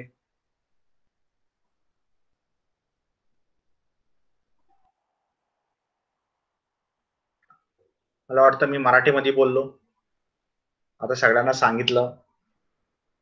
आता कुणालाही काही डाऊट राहता कामा नये अशी माझी अपेक्षा आहे. तरी सुद्धा कुणाचं काही डाऊट राहिला असेल तर परत मला सांगा, जेणेकरून मी परत एक्सप्लेन करेन. प्रशांत माळी. हा सर. हा, काय डाऊट राहिलाय का आता? हा, काय डाऊट राहिलाय का आता? नाही. बघा, अजून कुणाला काय असेल तर आता सांगा. म्हणजे ते कसं आहे की परत कदाचित मला ती माझ्याकडे पीपीटी असेल नसेल, आता आहेत योगायोगानं. घोडके, रोहित घोडके, शुभम गांडुळे. हा, सांगा काय राहिलंय का डाऊट, काय समजलं? कुठला पॉइंट? सगळे पॉइंट समजले? Yes sir. कुठला पॉइंट असा आहे का जे समजलं नाही आणि अजून एकदा एक्सप्लेन करावा असं आहे का? अजून एखादा पॉइंट?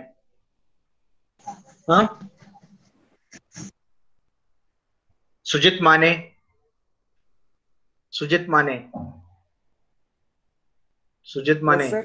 हा, बोला की काय सगळं काय अजून कुठला डाऊट राहिलाय का शिल्लक? No sir. आता सगळे पॉइंट्स क्लिअर झाले? हो सर.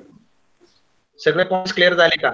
ओके, ठीक आहे. तुमच्या नोट्सच्या जी रिक्वायरमेंट होती ते मी तुम्हाला प्रोव्हाइड करणार आहे. कॉलेजला गेलं की मला वेळ मिळाला की मी स्कॅन करून तुम्हाला ते पाठवतो, बरोबर. परंतु तुमचा अभ्यास संपू नका. आता मी हे लेक्चर झाले की एक माझ्याकडे एक पुस्तकाची एक सॉफ्ट कॉपी आहे, ते पुस्तक मी टाकतो. ते पुस्तक तुम्ही स्टडीसाठी वापरू शकता, बरोबर.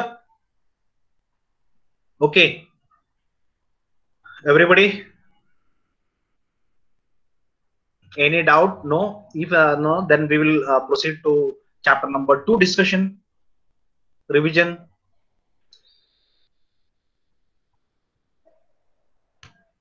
Okay, chapter number 2 मध्ये आपण इंजिनचे फ्युअल रिक्वायरमेंट्स काय काय आहेत, इंजिन फ्युअल म्हणजे त्याला काय काय प्रॉपर्टीज पाहिजे हे सगळं शिकणार.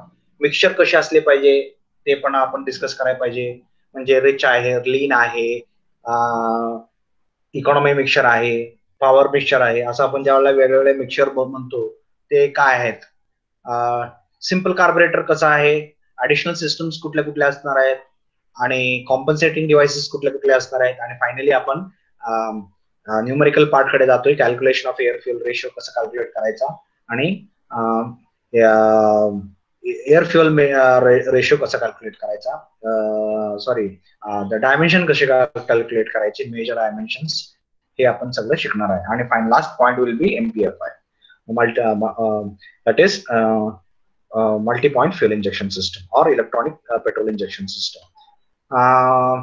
हे वेगवेगळ्या प्रॉपर्टीज होत्या, याच्यामध्ये आपण कंबशन क्वालिटी आहे, डेन्सिटी आहे, विस्कॉसिटी आहे, व्हॉलेटिलिटी आहे, स्टार्टिंग कॅरेक्टरिस्टिक आहे, स्मोक्स आहे, स्मोकिंग म्हणजे स्मोक जे धूर येत होते, ऑर्डर म्हणजे वास, परत कोरोजन अँड विअर, हे सगळं समजू शकता तुम्ही. हँडलिंगला इज असलं पाहिजे, म्हणजे सहज आपल्याला ते हाताळता आले पाहिजे, स्टोअर करता आले पाहिजे, थर्मली स्टेबल पाहिजे. म्हणजे जसं आपल्याला माहितीये एखादी फळभाजी आपण घरी आणून ठेवलं आणि 4 दिवसांनी किंवा 5 दिवसांनी जर ते बघितलं तर ते खराब झालेले असते, तर त्याची आपण काय म्हणतो की बायोलॉजिकली अनस्टेबल.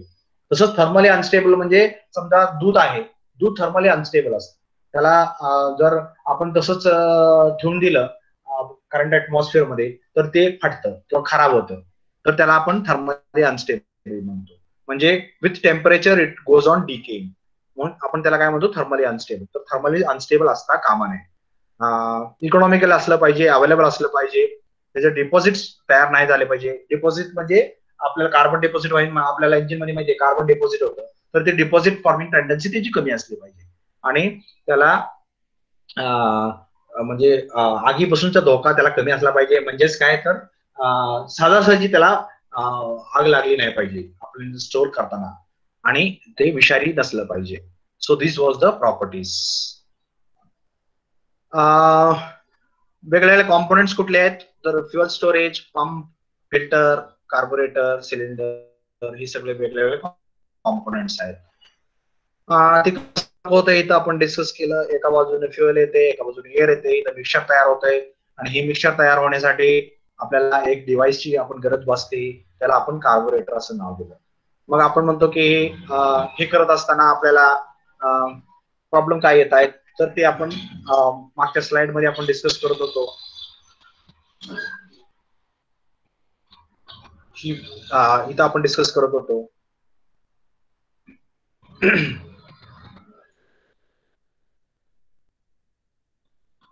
तर आपल्याला प्रॉब्लेम काय आहे, एक लिक्विड आहे, दुसरा आहे गॅस, आणि ते दोन्ही आपल्याला मिक्स करायचे. आता मिक्स करत असताना एक गॅस आणि दुसरं लिक्विड आपण नाही मिक्स करू शकत. तर एक तर आपल्याला एक गॅस आहे तो लिक्विड करायला पाहिजे, तर दुसरा लिक्विड आहे तो गॅस करायला पाहिजे. मग गॅसला लिक्विड करायचं म्हणजे एअरला लिक्विड करायला पाहिजे, लिक्विड एअर करायला पाहिजे. ते शक्य नाहीये, कारण त्याला खर्च पण खूप आहे आणि त्याला एनर्जी पण खूप लागते, बरोबर. तर हे सगळं आपण खटाटोप कशासाठी करतोय, एनर्जी तयार करण्यासाठी. आणि एनर्जी तयार करायची सोडून आपण त्याला जर एनर्जी खर्ची पडत असतो तर it is not a feasible, म्हणून आपण तो ऑप्शन डिलीट मारला. आता राहिला कुठला ऑप्शन, तर आपल्याला फ्युअलला आपण वेपर करता येईल का, तर येस, फ्युअल कॅन बी इव्हॅपोरेटेड. मग आपण काय करणार, तर फ्युअलचं पहिल्यांदा वेपर मध्ये कन्वर्ट करणार, convert liquid fuel into vapour, आणि मग त्याला मध्ये आपण एअर मध्ये मिक्स करणार. आणि अशा प्रकारे आपण आपल्याला एक ही सगळं करण्यासाठी एक डिव्हाइस पाहिजे.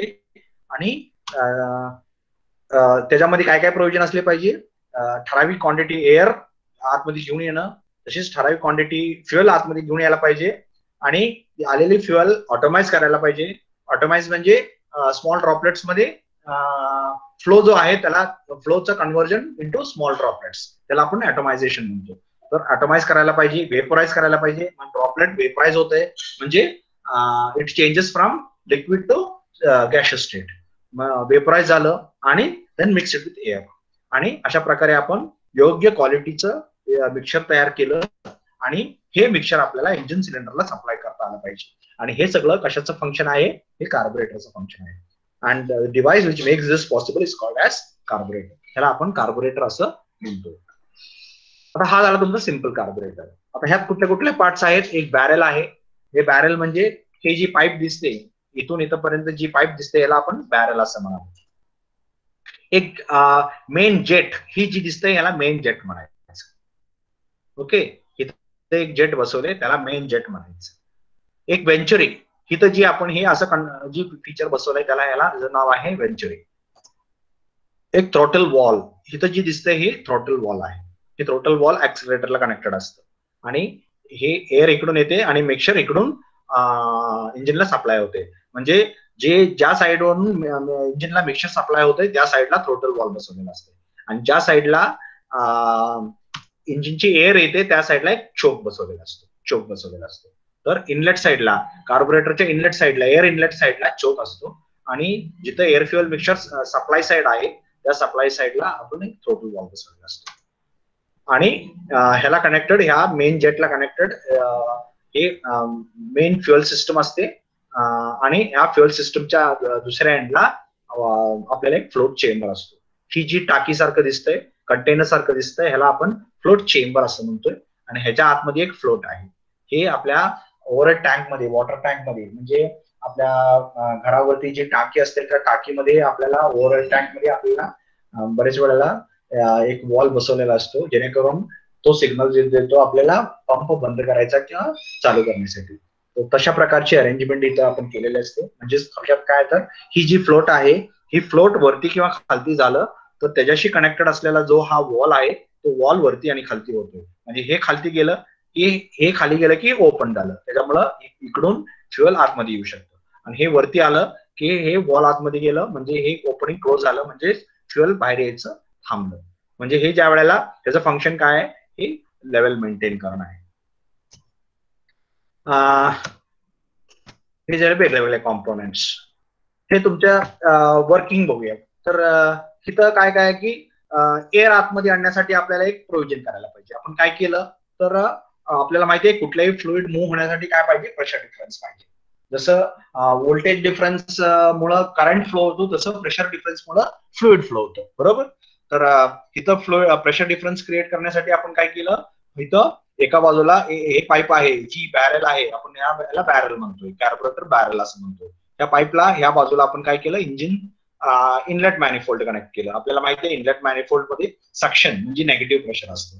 तर इकडे नेगेटिव्ह प्रेशर झालं, ही ओपन टू ऍटमॉस्फिअर आहे म्हणजे इथं ऍटमॉस्फेरिक प्रेशर झालं, म्हणजे इथं प्रेशर जास्त झालं इथं कमी झालं म्हणजे ह्याच्या आतून एअर फ्लो होणार. तर एअर फ्लो होण्यासाठी काय प्रोव्हिजन केली, एका बाजूला ऍटमॉस्फेरिक प्रेशर दुसऱ्या बाजूला सक्शन प्रेशर. फ्युएल फ्लो होण्यासाठी आपण काय केलं, वेंचुरी इथं दिली. वेंचुरीमुळे इथं वेंचुरी थ्रोट मध्ये नेगेटिव्ह प्रेशर असतं. ही नेगेटिव्ह प्रेशरच्या रिजन मध्ये आपल्याला इथं जेट प्लेस केलं म्हणजे इथं नेगेटिव्ह प्रेशर झालं, इथं पॉझिटिव्ह प्रेशर झालं. म्हणजे थोडक्यात काय तर ह्या पाईपच्या ह्या एंडला नेगेटिव्ह प्रेशर आहे आणि दुसऱ्या एंडला इथं पॉझिटिव्ह प्रेशर आहे आणि ह्या प्रेशर डिफरन्समुळे काय होणार, ही फ्युएल आहे ते इकडे मूव्ह होणार. म्हणजे हे झाली तुमची फ्युएल आतमध्ये आणण्याची व्यवस्था. नंतर आता फ्युएल आल्यानंतर त्याला आपल्याला मिक्सर तयार करायला पाहिजे. मिक्सर तयार करण्यासाठी आपल्याला काय केलं, आपण जी फ्युएल जी फ्लो येतोय, ही जी फ्लो येतोय यातून त्याला आपल्याला ऑटोमाइज केलं. ऑटोमाइज केलं म्हणजे काय तर स्प्रे केलं, ही स्प्रे केलं. आणि स्प्रे कशामुळे केलं, प्रेशर डिफरन्स मुळे केलं. म्हणजे ज्या वेळेला प्रेशर डिफरन्स जास्त होईल त्यावेळेला तुमचं फ्लुइड जी बाहेर येते ती स्प्रेच्या फॉर्म मध्ये इथं स्प्रे तयार झाला. आता ही स्प्रे झाल्यामुळे काय झालं, त्याला सफिशियंट हीट मिळाली, ऍब्सॉर्ब करता आली आणि त्याच्यामुळं ती लिक्विड फ्युएल आहे ते वेपर मध्ये कन्वर्ट झालं आणि वेपर मध्ये कन्वर्ट झाले म्हणजे फ्युएल वेपर झालं आणि फ्युएल वेपर कन्वर्ट होऊन ते fuel mixer air fuel mixer तयार झालं. आणि हे मिक्सर आता आपल्याला पुढे सप्लाय करायचंय आणि ते सप्लाय करण्यासाठी आपण काय केलं, पुढे एक म्हणजे इथून एअर आली, इथं फ्युएल आतमध्ये आलं, इथं एअर फ्युएल मिक्सर तयार झाली आणि इथं आपल्याला ते इंजिनला सप्लाय करतो. इंजिनला सप्लाय करण्यासाठी आपण काय केलं, एक थ्रोटल वॉल दिला. हे थ्रोटल वॉल ऍक्सिलरेटरला आहे. मग ऍक्सिलरेटर जसं देईल तसं हे काय होतंय, थ्रोटल वॉल ओपन होतंय. म्हणजे जसं तुम्ही ऍक्सिलरेटर जास्त पिळत जाल किंवा 4 व्हीलर मध्ये असेल तर दाबत जाल, जसं जसं तुम्ही ऍक्सिलरेटर जास्त दाबाल तसं तसं ही थ्रोटल वॉल ओपन होत जाते आणि जसं ही ओपन होईल तसं जास्त एअर फ्युएल मिक्सर तुमचं सप्लाय होतंय. ओके. आणि आपण म्हणून ह्याला काय म्हणलो की क्वांटिटी गव्हर्न्ड इंजिन म्हणतो. एसआय इंजिनला आपण क्वांटिटी गव्हर्न्ड इंजिन म्हणतो. का म्हणतो, कारण जसं आपल्याला इंजिनची पॉवर कमी किंवा जास्त करायची आहे त्या प्रमाणात आपण काय करतोय, मिक्सरचा सप्लाय जो आहे तो कमी किंवा जास्त करतो. मग जास्त सप्लाय करायचं असेल त्यावेळेला आपण ऍक्सिलरेटर दाबला की थ्रोटल वॉल ओपन झालं म्हणजे जास्त मिक्सर बाहेर गेलं आणि ज्या वेळेला आपण ऍक्सिलरेटर कमी देऊ त्यावेळेला ही क्लोज कंडिशन मध्ये येते म्हणजेच कमी सप्लाय होतंय म्हणजे मिक्सचरची क्वांटिटी आहे ते आपण कमी किंवा जास्त सप्लाय करतोय इंजिनला. कशासाठी? पॉवर जास्त किंवा कमी करण्यासाठी. आणि म्हणून आपण काय नाव दिलं? SI engines are quantity governed engines. Quantity governed engine असं म्हणालो आपण.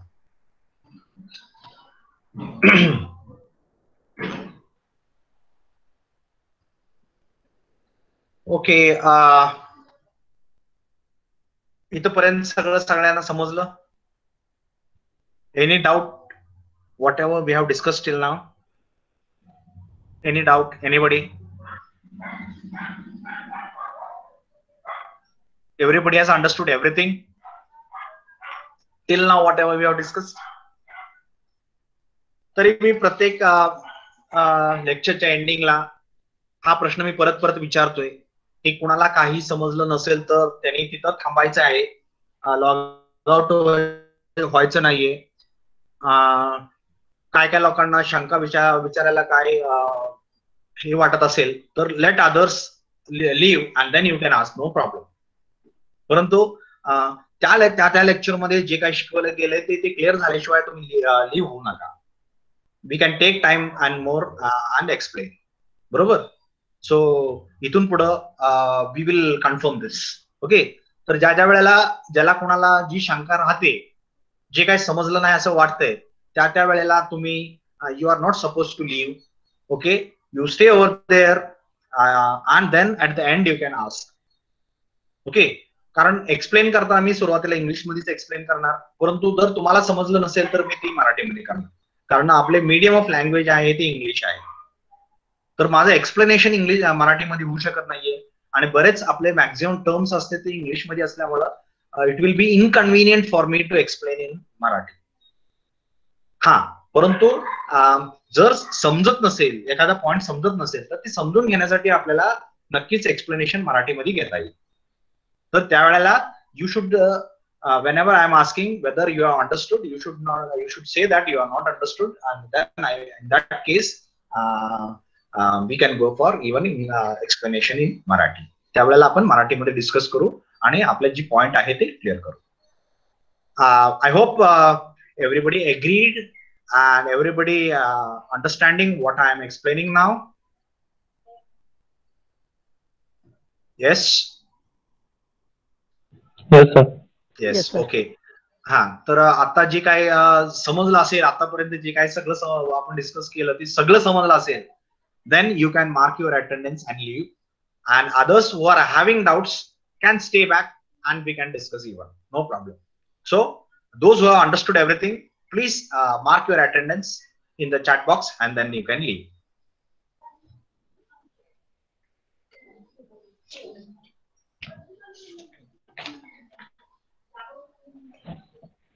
हा, बाकीच्याने कुणी काय डाऊट असेल तर विचार. I am there to answer.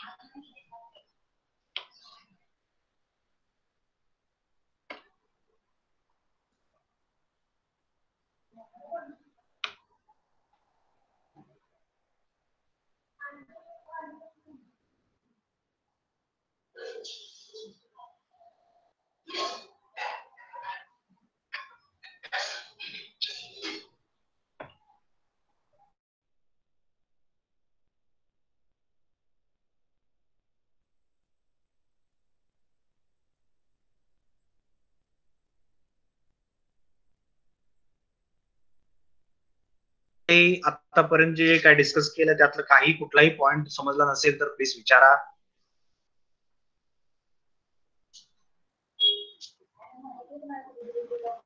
Hello sir. हा, बोला की शिवानी, बोला. सर माझं टायपिंग होई नाही रोल नंबर, म्हणजे रिस्पॉन्स हा, 63 आहे. बरं बरं, तुमचा रोल नंबर 63 आहे, काय हरकत नाही. Okay, I have noted, no problem, you can leave. समजतंय का सगळं शिवानी? शिवानी समजतंय का सगळं डिस्कस केलेलं? Shivani left, no problem.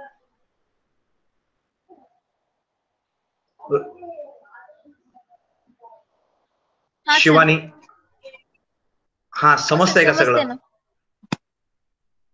कुठला पॉइंट असा आहे का जी समजत नाहीये, समजला नाहीये? नाही सर, जर मला समजलं नाही तर विचारतेच मी. Good good good, no problem at all. Okay, thank you, you may leave. Okay. Sontakke, Bhupendra Sontakke.